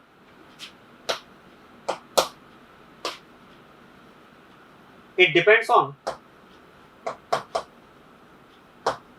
presence or absence of POS and COS। Molecule की जो chirality है वो chiral carbon की presence या absence पे डिपेंड नहीं करेगी, वो POS और COS की प्रेजेंस और एब्सेंस पे डिपेंड करेगी। और ध्यान दें, अगर POS एंड COS दोनों एब्सेंट है तो ऐसे मॉलिक्यूल को हम कायरल मॉलिक्यूल कहेंगे और वो ऑप्टिकली एक्टिव मॉलिक्यूल होगा, चाहे फिर उसमें कायरल कार्बन प्रेजेंट हो या ना हो। ऐसे एग्जांपल्स हम आगे डिस्कस करेंगे। इसका मतलब फाइनली हम बात कर सकते हैं कि अगर हमें किसी भी मॉलिक्यूल की ऑप्टिकल एक्टिविटी चेक करना है तो हमें POS एंड COS उस मॉलिक्यूल में चेक करने होंगे। अब क्वेश्चन है फिर POS हम COS कैसे चेक करें? तो सिमेट्री एलिमेंट्स क्या होते हैं ये अब हम डिटेल में डिस्कस कर रहे हैं।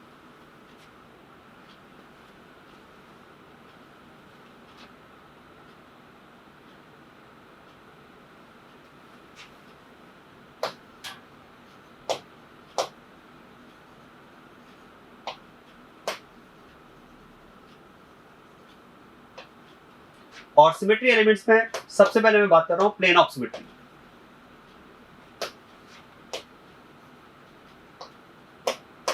That is POS।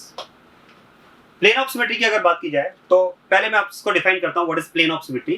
Plane of symmetry is an imaginary plane passing through a molecule which can divide the molecule into two equal parts which are mirror images of each other is called plane of symmetry। आप ध्यान देना, plane of symmetry किसी भी molecule में या किसी भी molecule से पास होने वाला वो इमेजिनरी प्लेन होता है जो उस मॉलिक्यूल को ऐसे दो इक्वल पार्ट्स में डिवाइड कर दे जो एक दूसरे की मिरर इमेज हो, तो हम उसे प्लेन ऑफ सिमेट्री कहेंगे।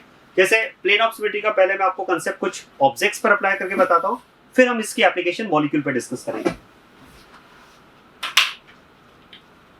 ये सपोज हमारे पास ऑब्जेक्ट है। अब इस ऑब्जेक्ट में अगर आपको प्लेन ऑफ सिमेट्री चेक करना है तो उसके लिए हमें क्या करना है, हमें इस ऑब्जेक्ट से पास होने वाला एक ऐसा प्लेन सर्च करना होगा जो इस ऑब्जेक्ट को ऐसे दो इक्वल पार्ट्स में डिवाइड करे जो एक पार्ट दूसरे पार्ट का मिरर इमेज हो। अब पहले तो अगर बात की जाए कि इस ऑब्जेक्ट से प्लेन कितने पास हो सकते हैं, तो एक ऑब्जेक्ट से आप इनफाइनाइट प्लेन के पास होने की बात कर सकते हैं। अब इसका मतलब ये हुआ कि उन इनफाइनाइट प्लेन्स में से एक प्लेन आपको ऐसा सर्च करना होगा जो इस ऑब्जेक्ट को ऐसे दो इक्वल पार्ट्स में डिवाइड करे which are mirror images of each other, तो that particular plane will be called plane of symmetry. और उसके लिए आप ध्यान दें, अगर इस ऑब्जेक्ट से आप इस प्लेन को इमेजिन करें, ये प्लेन जो इस ऑब्जेक्ट से पास हो रहा है, आप ध्यान देना, ये प्लेन इस ऑब्जेक्ट को ऐसे दो इक्वल पार्ट में डिवाइड करेगा कि half part second half part का मिरर इमेज होगा। देखो प्लेन ऑफ सिमेट्री चेक करने के लिए सबसे अच्छा तरीका क्या है, जो प्लेन आपने इमेजिन किया है यहाँ पर प्लेन ऑफ सिमेट्री के लिए, आप तो ऐसा करें उसी प्लेन को एक मिरर कंसिडर करें। और अगर इस मिरर में, ध्यान देना, अगर इस मिरर में आप इस ऑब्जेक्ट का हाफ पार्ट टच करें, तो इस मिरर में इस ऑब्जेक्ट का हाफ पार्ट की जो इमेज बनेगी, उस इमेज के साथ में ये ऑब्जेक्ट आपको कंप्लीट दिखेगा। तो आप कह सकते हैं कि ये प्लेन जो होगा वो इस ऑब्जेक्ट के लिए एक प्लेन ऑफ सिमेट्री होगा।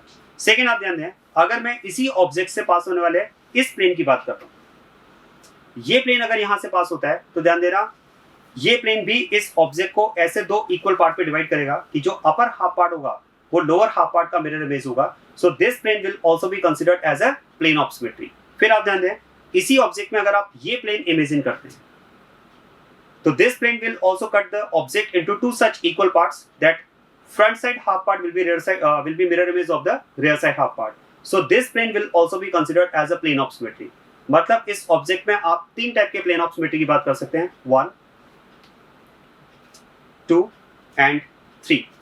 अब एक बात और ध्यान देना, कई बार स्टूडेंट्स के माइंड में एक मिसकंसेप्ट होता है कि सर इसमें हमें दो प्लेन ऑफ सिमेट्री और भी मिल सकती है, और वो दो प्लेन ऑफ सिमेट्री कुछ इस तरह से। स्टूडेंट क्या करते हैं, इसमें इस ऑब्जेक्ट को डायगोनली कट करते हैं, और डायगोनली कट करते हुए हम इसमें प्लेन ऑफ सिमेट्री की बात करते हैं। लेकिन आप ध्यान देना, उन स्टूडेंट्स को मैं क्लियर करना चाहूंगा कि अगर आप इसे डायगोनली कट करते हुए प्लेन ऑफ सिमेट्री के बारे में सोच रहे हैं, तो आंसर है that is not a plane of symmetry. क्योंकि अगर आप इस शेप को डायगोनली कट कर रहे हैं, तो ये शेप ये जो प्लेन होगा वो इस ऑब्जेक्ट को ऐसे दो इक्वल पार्ट में डिवाइड नहीं कर पाएगा जो मिरर इमेज हो। मैं आपको क्लियर करता हूं।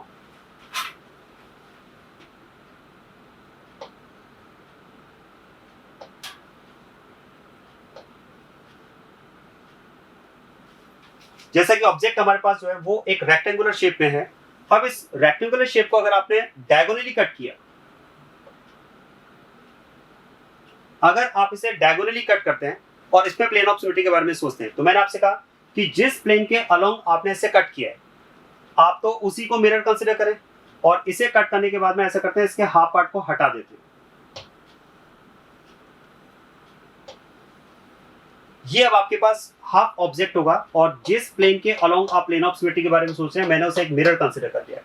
तो आप इमेजिन करें, इस ऑब्जेक्ट की इस मिरर में जो इमेज बनेगी वो इमेज कुछ इस तरह की बनेगी। तो फिर तो ये तो ओरिजिनल ऑब्जेक्ट हमारे पास रहा नहीं, इसका तो शेप ही चेंज कर दिया है, तो हमने काइट शेप बना दी इसकी। इस बेसिस पर हम बात कर सकते हैं कि रेक्टेंगुलर शेप में diagonally plane of symmetry present नहीं होगी। हाँ, अगर आपके पास ऑब्जेक्ट का शेप स्क्वायर शेप होता, स्क्वायर शेप की अगर बात की जाए जिसमें all four sides are equal, इसमें अगर आप प्लेन ऑफ सिमेट्री डायगोनली बात करें तो yes it is present. This plane will be considered as a plane of symmetry, क्योंकि अगर आप इसे डायगोनली कट करते हैं तो ये आपके पास half part of the object, और जिस प्लेन के अलोंग आपने इसे कट किया है उसी को अगर आप मिरर इमेजिन करें, तो इसकी जो इमेज बनेगी वो कुछ इस तरह की होगी कि आपको ओरिजिनल ऑब्जेक्ट मिल जाएगा। Yes, this is plane of symmetry, but it is not plane of symmetry. इस बात का ध्यान रखें, क्योंकि ऐसी कुछ एप्लीकेशंस आपको मॉलिक्यूल्स में भी देखने को मिलेंगी। तो रेक्टेंगुलर शेप में diagonally plane of symmetry absent होगी, जबकि स्क्वायर शेप में diagonally plane of symmetry present होगी। और अगर बात की जाए, मैं कुछ और ऑब्जेक्ट्स आपके सामने रखता हूं। जैसे अगर आप, ये ऑब्जेक्ट आपके पास है, अब इस ऑब्जेक्ट को अगर आप इस प्लेन के लॉन्ग कट करें, तो ये दो हाफ पार्ट्स ऐसे होंगे जिसमें ये पार्ट इस पार्ट का मिरर इमेज होगा। तो आप इस प्लेन के अलोंग इस ऑब्जेक्ट में प्लेन ऑफ सिमेट्री की बात कर सकते हैं। अब अगर केवल इसी एक सिंगल हैंड की बात की जाए, इसमें अगर हम प्लेन ऑफ सिमेट्री की बात करें तो नो, इसमें प्लेन ऑफ सिमेट्री एब्सेंट है, क्योंकि इस तरह से अगर आपने इसे कट किया तो this half part can not be mirror image of this half part, so it's not plane of symmetry. हाँ, यहाँ पर भी मैं आपको क्लियर कर दूं, कई बार स्टूडेंट के माइंड में इस ऑब्जेक्ट में प्लेन ऑफ सिमेट्री प्रेजेंट होने की बात होती है, और वो किस तरह से, स्टूडेंट इस ऑब्जेक्ट को इस तरह से कट करने की बात करते हैं कि अगर हम इसे इस तरह से कट कर दें तो half of plane of symmetry मिल जाएगी। लेकिन ऐसा नहीं है, क्योंकि एक बात सोचिए, अगर मैं इस ऑब्जेक्ट की बात करूं तो ये इसका डार्क पोर्शन है, ये इसका व्हाइट पोर्शन है। अगर आप इसे इस तरह से कट करते हैं तो इस पार्ट की जो इमेज बनेगी वो ऐसी नहीं बन सकती, इस पार्ट की जो इमेज बनेगी वो कुछ ऐसी बनेगी। मतलब ये अगर ऑब्जेक्ट होता तो आप इसमें प्लेन ऑफ सिमेट्री प्रेजेंट होने की बात कर सकते थे। अगर आप इसे इस तरह से कट करेंगे तो ये पार्ट इस पार्ट का मिरर इमेज होगा। नमस्कार। तो इस केस में आप प्लेन ऑफ सिमेट्री प्रेजेंट होने की बात कर सकते हैं, लेकिन इसमें प्लेन ऑफ सिमेट्री एब्सेंट होगी। तो इस ऑब्जेक्ट में plane of symmetry present, half of mirror image. इस ऑब्जेक्ट में plane of symmetry present, half of mirror image, लेकिन इस पे प्लेन ऑफ सिमेट्री प्रेजेंट नहीं होगी। और आप सोचिए, अगर हम साइकिल की बात करें, साइकिल को अगर आप कट करते हैं, जैसे सामने से अगर साइकिल आ रही है और उसे अगर आपने सामने से कट किया तो उसमें प्लेन ऑफ सिमेट्री प्रेजेंट है एब्सेंट? आंसर है एब्सेंट। क्योंकि अगर आपने साइकिल को सामने से कट किया, जब आप उसे सामने से कट करें तो आप सोचिए उसके पेडल की जो लोकेशन है वो किस तरह से होगी, एक आगे एक पीछे, क्योंकि साइकिल आप इस तरह से चलाते हैं। तो अगर आपने उसे सामने से कट किया है तो इस पेडल की इमेज तो फिर यहां बननी चाहिए, जबकि वो पेडल यहां नहीं यहां पर है। तो मतलब इस तरह से कट करेंगे तो उसमें भी प्लेन ऑफ सिमेट्री एब्सेंट है। तो साइकिल में प्लेन ऑफ सिमेट्री एब्सेंट होगी। बोर्ड की अगर बात की जाए, अगर आप इस शेप की बोर्ड कंसिडर करें, ध्यान देना, इस शेप की बोर्ड अगर आप कंसिडर करें तो इसमें आप दो तरह से प्लेन ऑफ सिमेट्री प्रेजेंट होने की बात कर सकते हैं। अगर आपने इस बोर्ड को इस तरह से कट किया तो ये पार्ट इस पार्ट का मिरर इमेज होगा, और अगर आपने इस तरह से कट किया तो ये पार्ट इस पार्ट का मिरर इमेज हो जाएगा। तो बोर्ड में भी प्लेन ऑफ सिमेट्री प्रेजेंट होने की हम बात कर सकते हैं। चेयर, अगर आपके पास एक चेयर है और चेयर में अगर हम प्लेन ऑफ सिमेट्री की बात करें, एक सिमेट्रिकल शेप की चेयर अगर आपके पास है, उस पर अगर आप बैठे हुए तो पहले आप उससे उठ जाएं और उस चेयर को आप सामने से कट करें तो हाफ पार्ट जो होगा चेयर का वो सेकंड हाफ पार्ट का मिरर इमेज होगा। तो चेयर में भी हम प्लेन ऑफ सिमेट्री प्रेजेंट होने की बात कर सकते हैं। कुछ अल्फाबेट्स पर प्लेन ऑफ सिमेट्री की हम बात करें,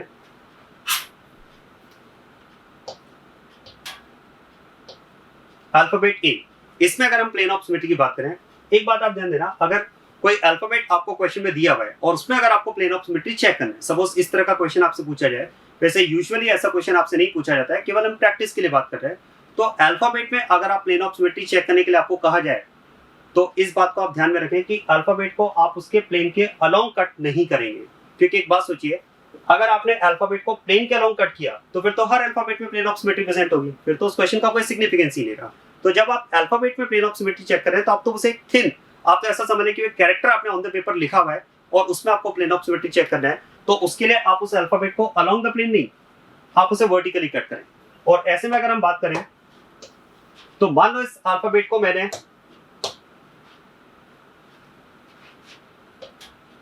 इस तरह से कट किया है तो ये हाफ पार्ट इस हाफ पार्ट का मिरर इमेज होगा और इस प्लेन को आप प्लेन ऑफ सिमेट्री कंसीडर कर सकते हैं।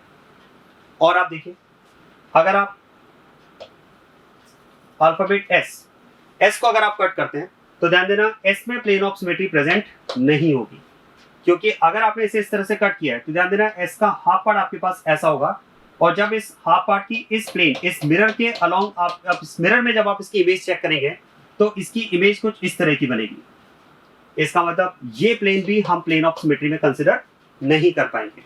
अगर बात की जाए अल्फाबेट एन, यस, इसमें प्लेन ऑफ सिमेट्री प्रेजेंट है, क्योंकि अगर आप इसे इस तरह से कट करते हैं तो ये पार्ट इस पार्ट का मिरर इमेज होगा, तो that will be considered as a plane of symmetry. और आप देखो अल्फाबेट जेड, अब आप ध्यान देना, जेड को अगर आप कट करें किसी भी प्लेन के अलोंग तो इसमें प्लेन ऑफ सिमेट्री प्रेजेंट नहीं होगी। मैं आपको दो तरह से प्लेन क्लियर कर दूं जो जनरली स्टूडेंट्स के माइंड में होते हैं।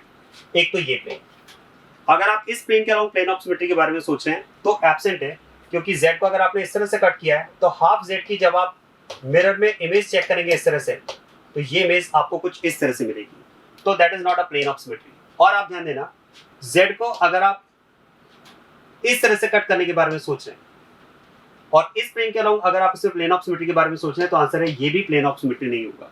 क्योंकि आप सोचिए जेड को अगर आपने इस तरह से कट किया तो अब जेड का हाफ पार्ट आपके पास कुछ ऐसा होगा, और जिस प्लेन के अलोंग कट किया है उसी प्लेन को अगर आप मिरर कंसीडर करें तो इस मिरर में जेड की जो इस हाफ जेड की जो इमेज बनेगी वो कुछ इस तरह की बनेगी। ये तो शेप ही चेंज हो चुका है, ये तो आपने एक एरो बना दिया, तो ये भी प्लेन ऑफ सिमेट्री में काउंट नहीं होगा। इस तरह से हम अल्फाबेट्स पे प्लेन ऑफ सिमेट्री के बारे में बात कर सकते हैं। और आप देखो, मैं आपको एक दो एग्जांपल्स और बताता हूं। अगर हम बात करें इसमें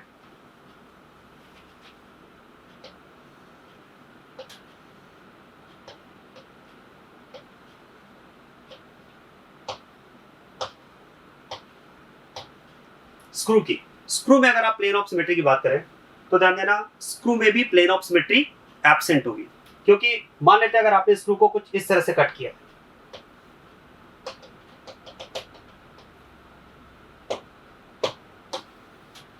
अगर आपने स्क्रू को इस तरह से कट किया है और इस तरह से कट करके इसमें प्लेन ऑफ सिमेट्री के बारे में सोच रहे हैं, तो आंसर है प्लेन ऑफ सिमेट्री यहाँ पर एब्सेंट होगी। क्योंकि आप सोचिए स्क्रू को अगर आपने इस तरह से कट किया है तो इसका जो हाफ पार्ट में जो बेस होगा, ध्यान देना इसके हाफ पार्ट का जो बेस होगा वो तो कुछ इस तरह से बनेगा, लेकिन इस बेस के साथ साथ जब आप स्क्रू को कट कर रहे हैं तो इसके जो थ्रेड्स होंगे वो थ्रेड्स भी कट होंगे, और अगर थ्रेड्स कट होंगे तो ध्यान देना इस बेस पार्ट का जो इमेज होगी इस मिरर में, वो इमेज तो बिल्कुल आपको इस तरह से मिल जाएगी। लेकिन अगर हम बात करें इसके थ्रेड्स की, तो जब आपने इसे कट किया है तो थ्रेड्स भी कट हुए हैं, और अब इन थ्रेड्स की इस मिरर में इमेज की अगर हम बात करें तो वो इमेज को इस तरह से बनेगी। तो इसका मतलब फिर तो ये आपको सेम शेप में यहाँ पर सेम मिरर में इसमें मिल ही नहीं रहा है, आपने तो उसके थ्रेड्स ही खराब कर दिए, स्क्रू ही खराब हो गया उनका। तो इस तरह से हम इसमें प्लेन ऑफ सिमेट्री की बात नहीं कर सकते। लेकिन अगर ये स्क्रू ना करके नेल हो, नेल में अगर हम प्लेन ऑफ सिमेट्री की बात करें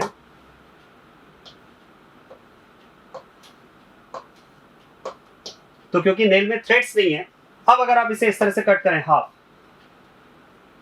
तो कट करने के बाद में इस हाफ पार्ट की जो इमेज आपको इस मिरर में मिलेगी वो कुछ इस तरह से होगी, और ये नेल आपको कंप्लीट मिल जाएगी। तो इसमें आप प्लेन ऑफ सिमेट्री की प्रेजेंट होने की बात कर सकते हैं, जबकि यहां पर प्लेन ऑफ सिमेट्री एब्सेंट है। तो इस तरह से प्लेन ऑफ सिमेट्री के एप्लीकेशन मैंने आपको कुछ ऑब्जेक्ट्स पर बताई। मैं फाइनली इस पे एक बार फिर से इसकी डेफिनेशन बोल देता हूं। What is a plane of symmetry? An imaginary plane passing through a molecule which can divide the molecule into two equal parts which are mirror images of each other will be called plane of symmetry। इसी application को अब हम आगे molecules पर apply करके concepts को discuss करेंगे। Plane of symmetry का कंसेप्ट हम डिस्कस कर रहे थे, और प्लेन ऑफ सिमेट्री का कंसेप्ट मैंने आपको कुछ ऑब्जेक्ट्स पर अप्लाई करके बताया। अब इस कंसेप्ट को मॉलिक्यूल्स पर अप्लाई करते हैं। ध्यान देना प्लेन ऑफ सिमेट्री जब आप किसी मॉलिक्यूल में चेक करते हैं तो आपको सबसे पहले उस मॉलिक्यूल में प्लेन ऑफ सिमेट्री के लिए कुछ टारगेट्स डिसाइड करने होंगे। मैं आपको थोड़ा सा क्लियर करता हूं। मान लेते हैं हमारे पास एक ऐसा ऑब्जेक्ट है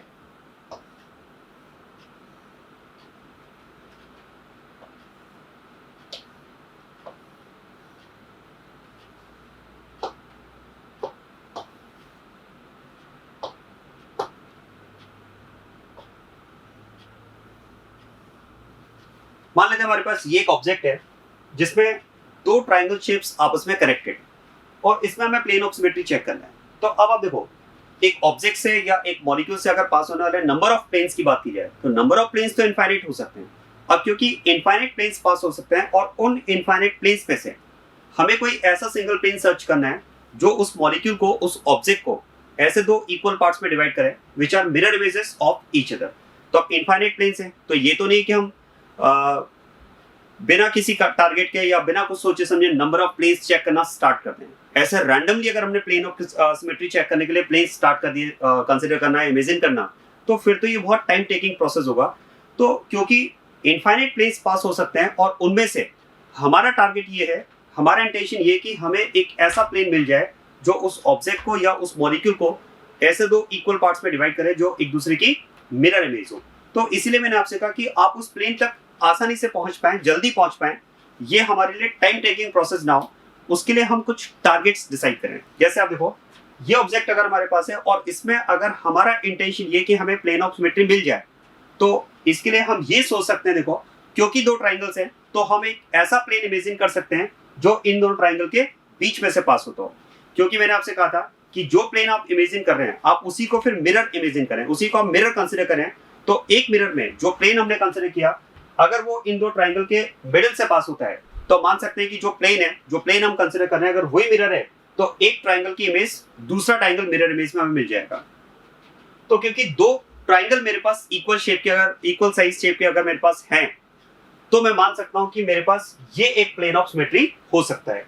या फिर एक प्लेन ऑफ सिमेट्री हम ये भी कंसिडर कर सकते हैं कि हमारा प्लेन जो है वो ट्राइंगल को कट करते हुए पास हो, और ऐसे में हम ऐसा प्लेन कंसिडर करें जो दोनों ही ट्राइंगल्स को कट करते हुए पास होता हो।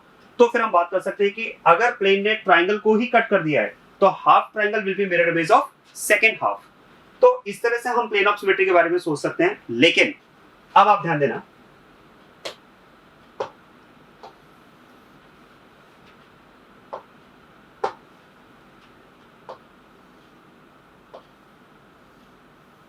मान लेते हैं अगर ऐसा कोई ऑब्जेक्ट हमारे पास है जिसमें अब शेप्स हमारे पास अलग अलग है, एक ट्राइंगल और एक स्क्वायर है। तो अब ये बात तो क्लियर है कि triangle and square can not be mirror image of each other. तो फिर तो क्योंकि दोनों शेप्स अलग अलग हैं, तो ऐसा प्लेन तो हमें इमेजिन करना ही नहीं चाहिए जो इन दोनों के बीच में से पास हो रहा हो, क्योंकि वो प्लेन अगर इन दोनों के बीच में से पास हो रहा है तो triangle can not be mirror image of square. तो यहाँ पर हम रैंडमली प्लेन सोचने से पहले अपना टारगेट डिसाइड करें कि हमें प्लेन ऑफ सिमेट्री मिल जाए, इसके लिए क्या प्लेन हो सकता है। तो उसके लिए देखो मेरे टारगेट में क्या होगा, क्योंकि मुझे पता है कि ट्राइंगल और स्क्वायर दोनों अलग अलग शेप्स हैं और वो दोनों एक दूसरे की मिरर इमेज नहीं हो सकते। अगर इस ऑब्जेक्ट में एक ही ट्राइंगल है और मैं प्लेन ऑफ सिमेट्री चाहता हूं, तो मुझे कंपल्सरली उस ट्राइंगल को कट करना होगा दो इक्वल पार्ट्स में, ताकि half triangle second half triangle का मिरर इमेज बन जाए।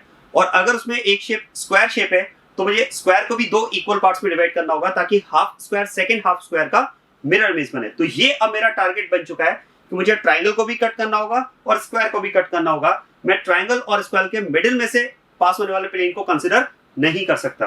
और अगर ये मेरा टारगेट फिक्स है कि मुझे ट्राइंगल और स्क्वायर दोनों को कट करना है, दोनों को कट करना कंपलसरी है, तो फिर अब एकदम क्लियर है, मतलब मुझे ये प्लेन कंसिडर करना होगा जो मैं प्लेन ऑफ सिमेट्री यहां पर कंसिडर कर सकता हूं।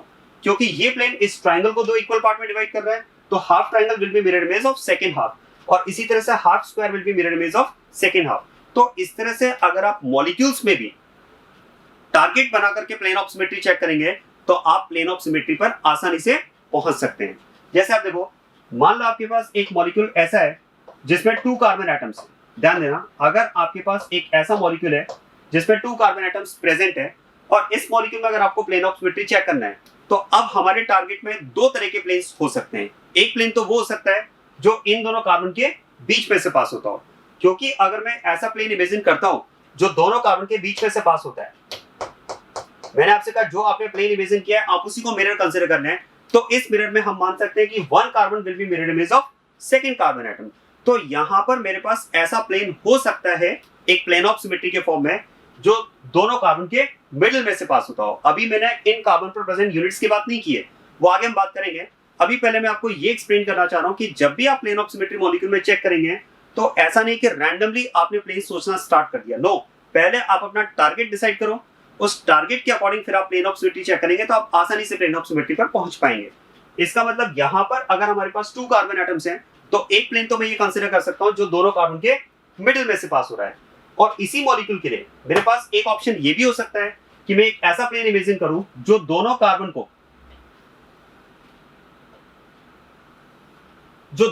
को कट करते हुए पास हो रहा हो। तो उस केस में हम बात कर सकते हैं कि अब जो प्लेन हमने कंसीडर किया है वो थ्रू कार्बन एटम्स पास हो रहा है, और थ्रू कार्बन एटम्स अगर पास हो रहा है इसका मतलब ये प्लेन इस कार्बन एटम को 2 इक्वल पार्ट में डिवाइड कर रहा है और इस कार्बन को भी 2 इक्वल पार्ट में डिवाइड कर रहा है। एक बात और समझ लेना, अगर आप मॉलिक्यूल में ऐसा कोई प्लेन कंसीडर करते हैं जो थ्रू एटम पास हो रहा है तो उस कंडीशन में क्या होगा, मान लेते हैं हमारे पास ये कार्बन एटम है। अब एक बात आप सोचिए, अगर आप किसी एटम को कट कर रहे हैं तो एटम का शेप क्या है, स्फेरिकल।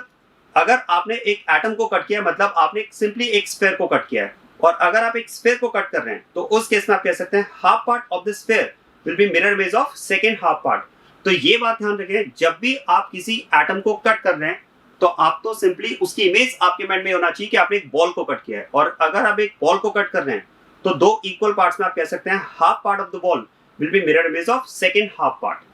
इसका मतलब ये हुआ कि अगर आपने एक ऐसा एटम इमेज एक ऐसा प्लेन इमेजिन किया है जो दोनों कार्बन एटम्स को कट करते हुए पास हो रहा है, जो दोनों कार्बन एटम्स के थ्रू पास हो रहा है, तो ये प्लेन क्या करेगा, देखो इस कार्बन को भी 2 इक्वल पार्ट में डिवाइड करेगा, half carbon will be mirror image of second half, और इस कार्बन को भी 2 इक्वल पार्ट में डिवाइड करेगा, half carbon will be mirror image of second half. तो ये भी एक प्लेन ऑफ सिमेट्री हमारे पास हो सकता है।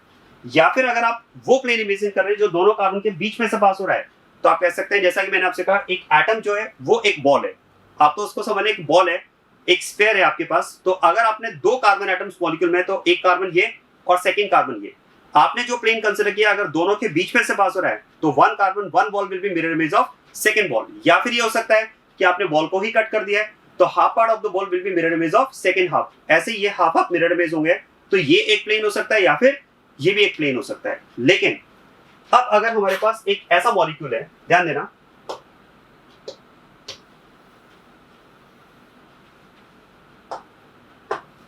अगर हमारे पास एक ऐसा मॉलिक्यूल है जिसमें सिंगल कार्बन एटम प्रेजेंट है, ध्यान देना, अगर इसमें एक ही कार्बन एटम प्रेजेंट है, मॉलिक्यूल में ओवरऑल सिंगल कार्बन प्रेजेंट है, और हमें अगर इस मॉलिक्यूल में प्लेन ऑफ सिमेट्री चेक करना है, तो फिर इस मॉलिक्यूल से पास होने वाले प्लेन, तो नंबर ऑफ प्लेन्स तो इनफाइनाइट हो सकते हैं। उन इनफाइनाइट प्लेन्स में से अगर हमारा इंटेंशन ये है कि हमें प्लेन ऑफ सिमेट्री चेक करना है, तो जैसा कि मैंने आपसे कहा कि आप प्लेन ऑफ सिमेट्री को चेक करने से पहले, किसी भी प्लेन के बारे में सोचने से पहले टारगेट डिसाइड करें। तो मैं अगर मेरे टारगेट के अकॉर्डिंग बात करूं, तो इस मॉलिक्यूल में मेरा टारगेट कार्बन एटम तो कंपलसरी होगा। मुझे एक ऐसा प्लेन इमेजिन करना होगा जो कार्बन को नेसेसरीली कट करे, क्योंकि सिंगल कार्बन अगर प्रेजेंट है तो मैं ऐसा कोई प्लेन इमेजिन नहीं कर सकता जो कार्बन से आउटसाइड पास हो रहा हो। क्योंकि अगर कार्बन से आउटसाइड अगर वो प्लेन पास हो रहा है, मान लेते मैंने एक ऐसा प्लेन इमेजिन किया जो कार्बन को कट नहीं कर रहा है, उससे आउटसाइड पास हो रहा है, तो जैसा कि हमने बात की है कि प्लेन को ही हमें मिरर कंसिडर करना है, तो इस मिरर में इस कार्बन की इमेज के लिए मेरे पास दूसरा कार्बन यहां पर होना चाहिए। हाँ, 2 कार्बन एटम्स मॉलिक्यूल में अगर है तो आप एक प्लेन ऐसा इमेजिन कर सकते हैं जो दोनों कार्बन के बीच में से पास हो रहा हो। लेकिन अगर मॉलिक्यूल में एक ही कार्बन प्रेजेंट है, तो आपको कंपल्सरीली ऐसा प्लेन कंसिडर करना होगा जो इस कार्बन को ही कट कर दे, क्योंकि कार्बन अगर कट होगा तो हम बात कर सकते हैं कि half carbon will be mirror image of second half carbon atom. इसका मतलब अगर मॉलिक्यूल में एक ही कार्बन प्रेजेंट है, सिंगल कार्बन एटम प्रेजेंट है, तो आपको ऐसा प्लेन कंसिडर करना होगा जो इस कार्बन एटम को कट करते हुए पास हो रहा हो।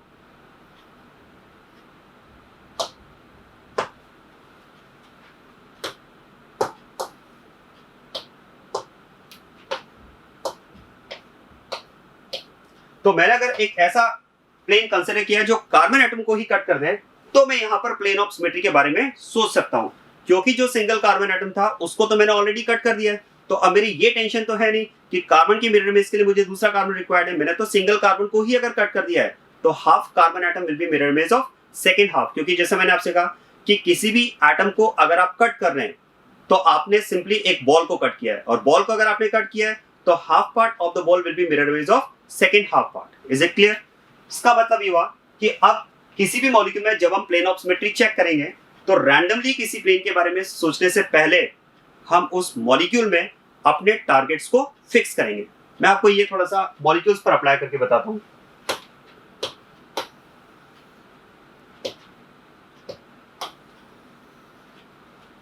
जरा आप ध्यान देना, फर्स्ट मॉलिक्यूल यहां पर मैं ले रहा हूं, उसमें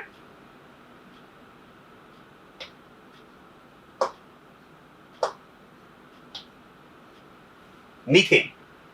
मीथेन को मैंने जिस तरह से यहां पर रिप्रेजेंट किया है, मैं इसका रिप्रेजेंटेशन भी आपको क्लियर कर दूं। मैंने यहां पर मीथेन को जिस तरह से रिप्रेजेंट किया है, कार्बन से 4 हाइड्रोजन एटम्स बॉन्डेड हैं, और इन 4 हाइड्रोजन एटम्स में से 2 हाइड्रोजन एटम्स को मैंने वेज और 2 हाइड्रोजन एटम्स को मैंने डैश पर शो किया है। इसका मतलब जिस तरह से मैंने इसका रिप्रेजेंटेशन लिया है, उसमें हम बात कर सकते हैं कि 2 hydrogen atoms on wedge are outside the plane and 2 hydrogen atoms on dash are inside the plane. ये कुछ आपके पास इस तरह से कंडीशन होगी।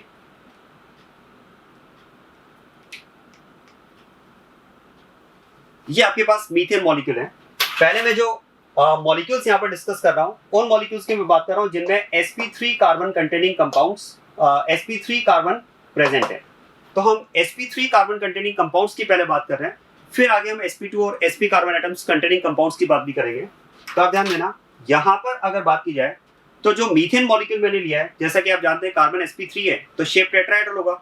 और अब इस मॉलिक्यूल को आप अगर ऑब्जर्वर हैं, तो आपके लिए मैंने इस मॉलिक्यूल को कुछ इस तरह से विजुलाइज किया है इस प्लेन के रिस्पेक्ट में। मान लेते हैं ये अगर बोर्ड का प्लेन है, तो इस प्लेन के रिस्पेक्ट में मॉलिक्यूल को मैंने जिस तरह से विजुलाइज किया है इस रिप्रेजेंटेशन के लिए, वो कुछ इस तरह से विजुलाइज किया है, जिसमें आप देख सकते हैं red and blue, these are the hydrogen atoms pointing outside the plane.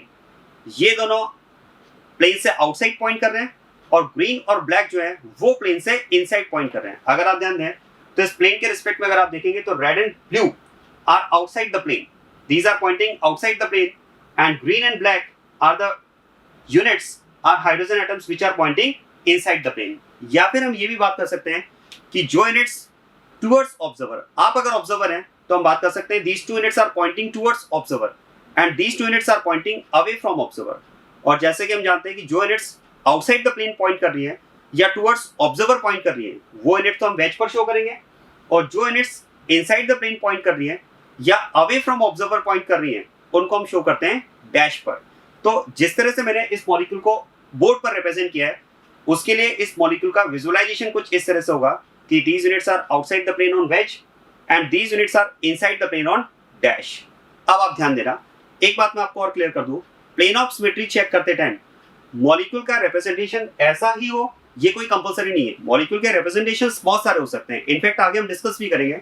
मैं आपको बताता हूँ, जैसे अगर मैं इस मॉलिक्यूल को इस प्लेन के रिस्पेक्ट में इस तरह से विजुअलाइज करता हूँ तो अब यहाँ पर रिप्रेजेंटेशन थोड़ा सा डिफरेंट होगा, क्योंकि इस विजुअलाइजेशन के अकॉर्डिंग अगर आप ध्यान दें तो now these units are within the plane. ये जो यूनिट्स है अब इन द प्लेन है, only one unit blue is pointing outside the plane and one unit black is pointing inside the plane. आप ध्यान देना, अगर आप देखेंगे तो ये दो यूनिट्स तो इन द प्लेन है, एक आउटसाइड और एक इनसाइड है। और जैसा कि 3D रिप्रेजेंटेशन में हम बात करते हैं कि जो unit outside the plane point करती है वो तो हम वेज पर शो करते हैं, जो unit inside the plane point करती है वो हम डैश पर शो करते हैं, और जो units within the plane होती हैं उन्हें हम कंटिन्यूअस लाइन पर शो करते हैं। तो अगर मैं मॉलिक्यूल को आपके लिए इस तरह से विजुअलाइज करता हूं तो इसका रिप्रेजेंटेशन कुछ डिफरेंट होगा। जिस तरह से मैंने यहां पर रिप्रेजेंटेशन लिया है उसके लिए मॉलिक्यूल को मुझे इस तरह से नहीं, उसके लिए मुझे मॉलिक्यूल को इस तरह से विजुअलाइज करना होगा जिसमें दो यूनिट्स आउटसाइड और दो यूनिट्स इनसाइड है। तो विजुअलाइजेशन की अगर बात की जाए या मॉलिक्यूल की ऑन द पेपर रिप्रेजेंटेशन की हम बात करें तो रिप्रेजेंटेशन अलग अलग वे में हो सकता है, लेकिन अगर मैंने यहाँ पर ये रिप्रेजेंटेशन लिया है तो केवल इस इंटेंशन से कि इस रिप्रेजेंटेशन से प्लेन ऑफ सिमेट्री को मुझे आपको समझाना और आपको इसे समझना आसान होगा, इसलिए मैंने इस तरह का रिप्रेजेंटेशन यहाँ पर लिया है। इससे आपको प्लेन ऑफ सिमेट्री किस तरह से हम चेक कर सकते हैं मॉलिक्यूल में उसको आसानी से समझ पाएंगे। तो मैंने यहाँ पर मॉलिक्यूल का जो रिप्रेजेंटेशन लिया है उसमें आपको क्लियर है कि two hydrogens are pointing outside the plane and two hydrogens are pointing inside the plane. अब बात करते हैं प्लेन ऑफ सिमेट्री की। अब ध्यान देना, जैसा कि मैंने आपसे कहा कि किसी भी मॉलिक्यूल में अगर आप प्लेन ऑफ सिमेट्री चेक कर रहे हैं तो प्लेन ऑफ सिमेट्री के लिए कोई भी प्लेन आप इमेजिन करें उससे पहले आपका टारगेट फिक्स होना चाहिए। टारगेट इन द सेंस कि आप उस मॉलिक्यूल में पहले उन एटम्स को सेलेक्ट कर लें जिन एटम्स को आपको प्लेन के थ्रू नेसेसरीली कट करना है। मतलब आपको उन एटम्स को सेलेक्ट करना है जिन एटम्स के थ्रू हमारा प्लेन पास होगा। और इनमें अगर बात की जाए तो सबसे पहले तो मैं कार्बन को सेलेक्ट करना चाहूंगा, क्योंकि कार्बन एटम इस मॉलिक्यूल में सिंगल कार्बन प्रेजेंट है। और अगर मैंने एक ऐसा प्लेन इमेजिन किया जो इस कार्बन को कट नहीं कर रहा है, इस कार्बन से आउट है, तो फिर इस कार्बन की मिरर इमेज के लिए मेरे पास मॉलिक्यूल में दूसरा कार्बन अवेलेबल है नहीं। इसका मतलब अगर मैं इसमें प्लेन ऑफ सिमेट्री चाहता हूं तो मुझे ऐसा प्लेन इमेजिन करना होगा जो इस कार्बन के थ्रू पास होता हो, इस कार्बन को ही कट कर दे। अब आप ध्यान दें, अगर मैं यहां पर एक ऐसे प्लेन की बात कर रहा हूं जो इस कार्बन को ही कट कर दे, तो ऐसे बहुत सारे प्लेन हो सकते हैं जो इस कार्बन को कट कर सकते हैं। आप ध्यान देना, बहुत सारे ऐसे प्लेन हो सकते हैं जो इस कार्बन को कट करें।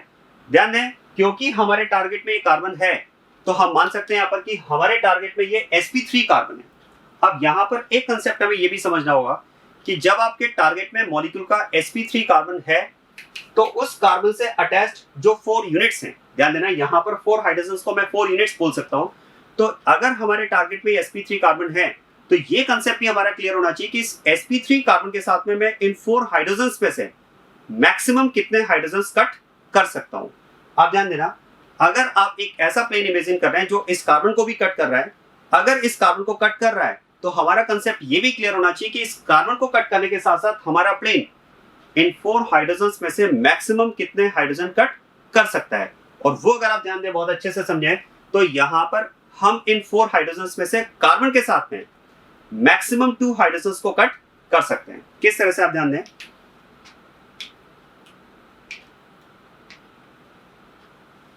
ये आपके पास मॉलिक्यूल है carbon with 2 hydrogens on wedge and 2 hydrogens on dash. अब आप ध्यान दें, अगर मैं यहाँ पर इस कार्बन के साथ साथ इन हाइड्रोजन्स को भी कट करना चाहता हूँ तो मेरे पास यही ऑप्शन है कि मैं along with this carbon atom I can cut maximum 2 hydrogen atoms. जैसे आप देखो, अगर मैं इन 2 हाइड्रोजन्स की बात करूँ, समझना इस बात को अच्छे से, अगर मैं इन 2 हाइड्रोजन्स की बात करूँ, इन 2 हाइड्रोजन्स को अगर ज्वाइन किया जाए तो इन 2 हाइड्रोजन्स को ज्वाइन करने से आपको यहाँ पर एक ट्राइंगल शेप मिलेगा जिसमें ये हाइड्रोजन और ये कार्बन। ध्यान दें, ट्राइंगल के 3 कॉर्नर्स पर दो हाइड्रोजन और एक कार्बन प्रेजेंट है, मैं अगर इन दो हाइड्रोजन को ज्वाइन कर दूं तो ये एक आपको ट्राइंगल शेप यहाँ पर मिल जाएगा।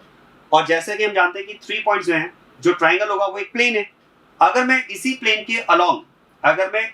के अलोंग इस मॉलिक्यूल को कट कर दूं, तो ध्यान देना जिस प्लेन के अलोंग मैं इस मॉलिक्यूल को कट कर रहा हूं उसमें ये दोनों हाइड्रोजन कट हो जाएंगे और ये कार्बन भी कट हो जाएगा। और अब आप ध्यान दें, देखो जो एटम्स आप कट कर चुके हैं उनकी टेंशन खत्म, क्योंकि अगर आपने हाइड्रोजन को कट किया है तो half hydrogen will be mirror image of second half. ऐसे ये हाइड्रोजन भी कट हुआ तो half hydrogen will be mirror image of second half, और अगर कार्बन भी कट हुआ तो half carbon will be mirror image of second half.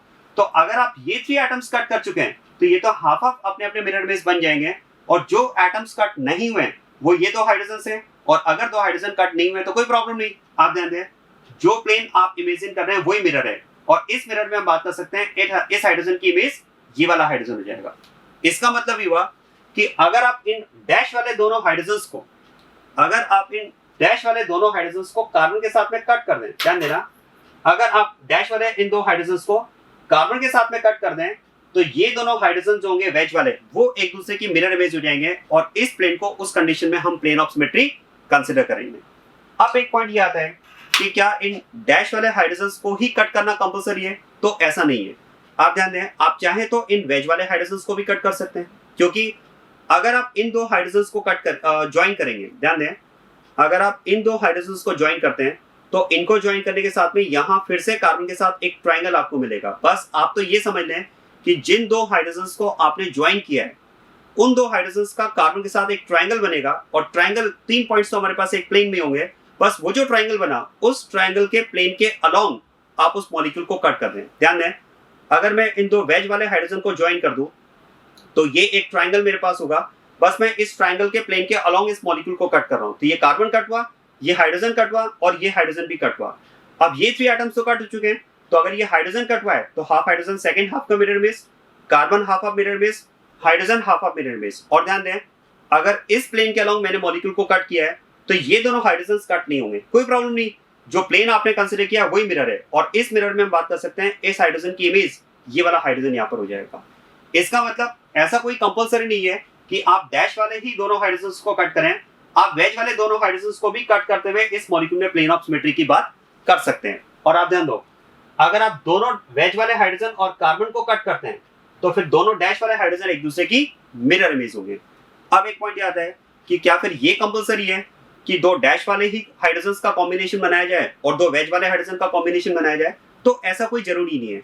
You can select any 2 hydrogen atoms of this molecule. इस बात को ध्यान देना बहुत अच्छे से, आप कोई भी दो हाइड्रोजन का कॉम्बिनेशन बना करके इस मॉलिक्यूल में प्लेन ऑफ सिमेट्री की बात कर सकते हैं। अगर आप चाहें, ध्यान दें, अगर आप चाहें तो इस एक वेज और एक डैश इन दोनों हाइड्रोजन का कॉम्बिनेशन बना करके भी प्लेन ऑफ सिमेट्री की बात कर सकते हैं, क्योंकि आप सोचिए इस मॉलिक्यूल के कोई भी दो हाइड्रोजन को अगर आप ज्वाइन करेंगे तो कार्बन के साथ में उसका एक ट्राइंगल बनेगा। जैसे इन दो हाइड्रोजन को अगर मैंने ज्वाइन किया तो फिर से कार्बन के साथ में यहाँ पर इसका एक ट्राइंगल बनेगा, बस इसी ट्राइंगल के प्लेन के अलोंग मैं इस मॉलिक्यूल को कट कर दूंगा।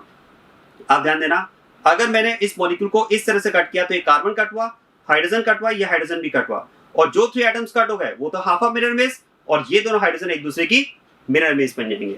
और अगर आपकी चॉइस में ये डैश वाला हाइड्रोजन और ये वेज वाला हाइड्रोजन है, कोई प्रॉब्लम नहीं, आप इन दोनों हाइड्रोजन को ज्वाइन करो तो फिर से कार्बन के साथ एक ट्राइंगल बनेगा, और इस ट्राइंगल के प्लेन के अलोंग अगर आप इस मॉलिक्यूल को कट कर दें तो ये दोनों हाइड्रोजन एक दूसरे की मिरर इमेज हो जाएंगे। इसका मतलब ये हुआ कि जब आप ध्यान देना, मैं पॉइंट रिपीट कर रहा हूं, जब आप मॉलिक्यूल में sp3 एटम को कट करेंगे तो sp3 एटम से अटैच्ड 4 यूनिट्स में से आप मैक्सिमम 2 यूनिट्स कट कर सकते हैं, और वो 2 यूनिट्स कौन सी होंगी?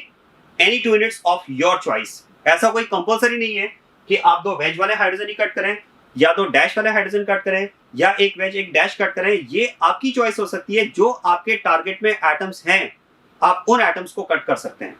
इसका मतलब ये हुआ कि अगर मैं कार्बन के साथ में, ध्यान देना, यहां पर अगर मैं बात करूं तो प्लेन ऑफ सिमेट्री के लिए इस मॉलिक्यूल में प्लेन ऑफ सिमेट्री प्रेजेंट है, और किस प्लेन के along? It is along carbon and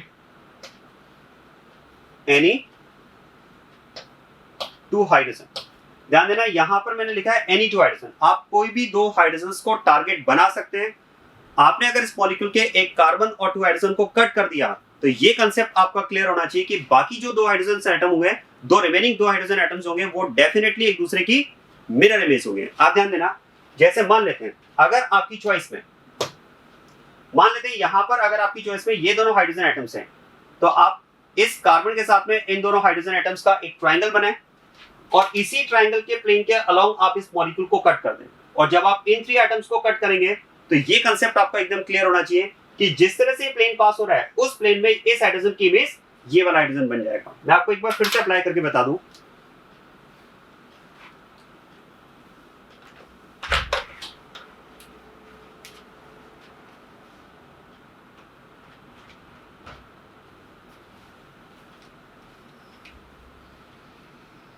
जैसा कि यहां पर मैं बात कर रहा हूं कि अगर आप इस मॉलिक्यूल को, ये आपके पास मीथेन मॉलिक्यूल, कार्बन के लिए ये दोनों हाइड्रोजन एटम्स वेज पर हैं और ये दोनों हाइड्रोजन एटम्स डैश पर हैं।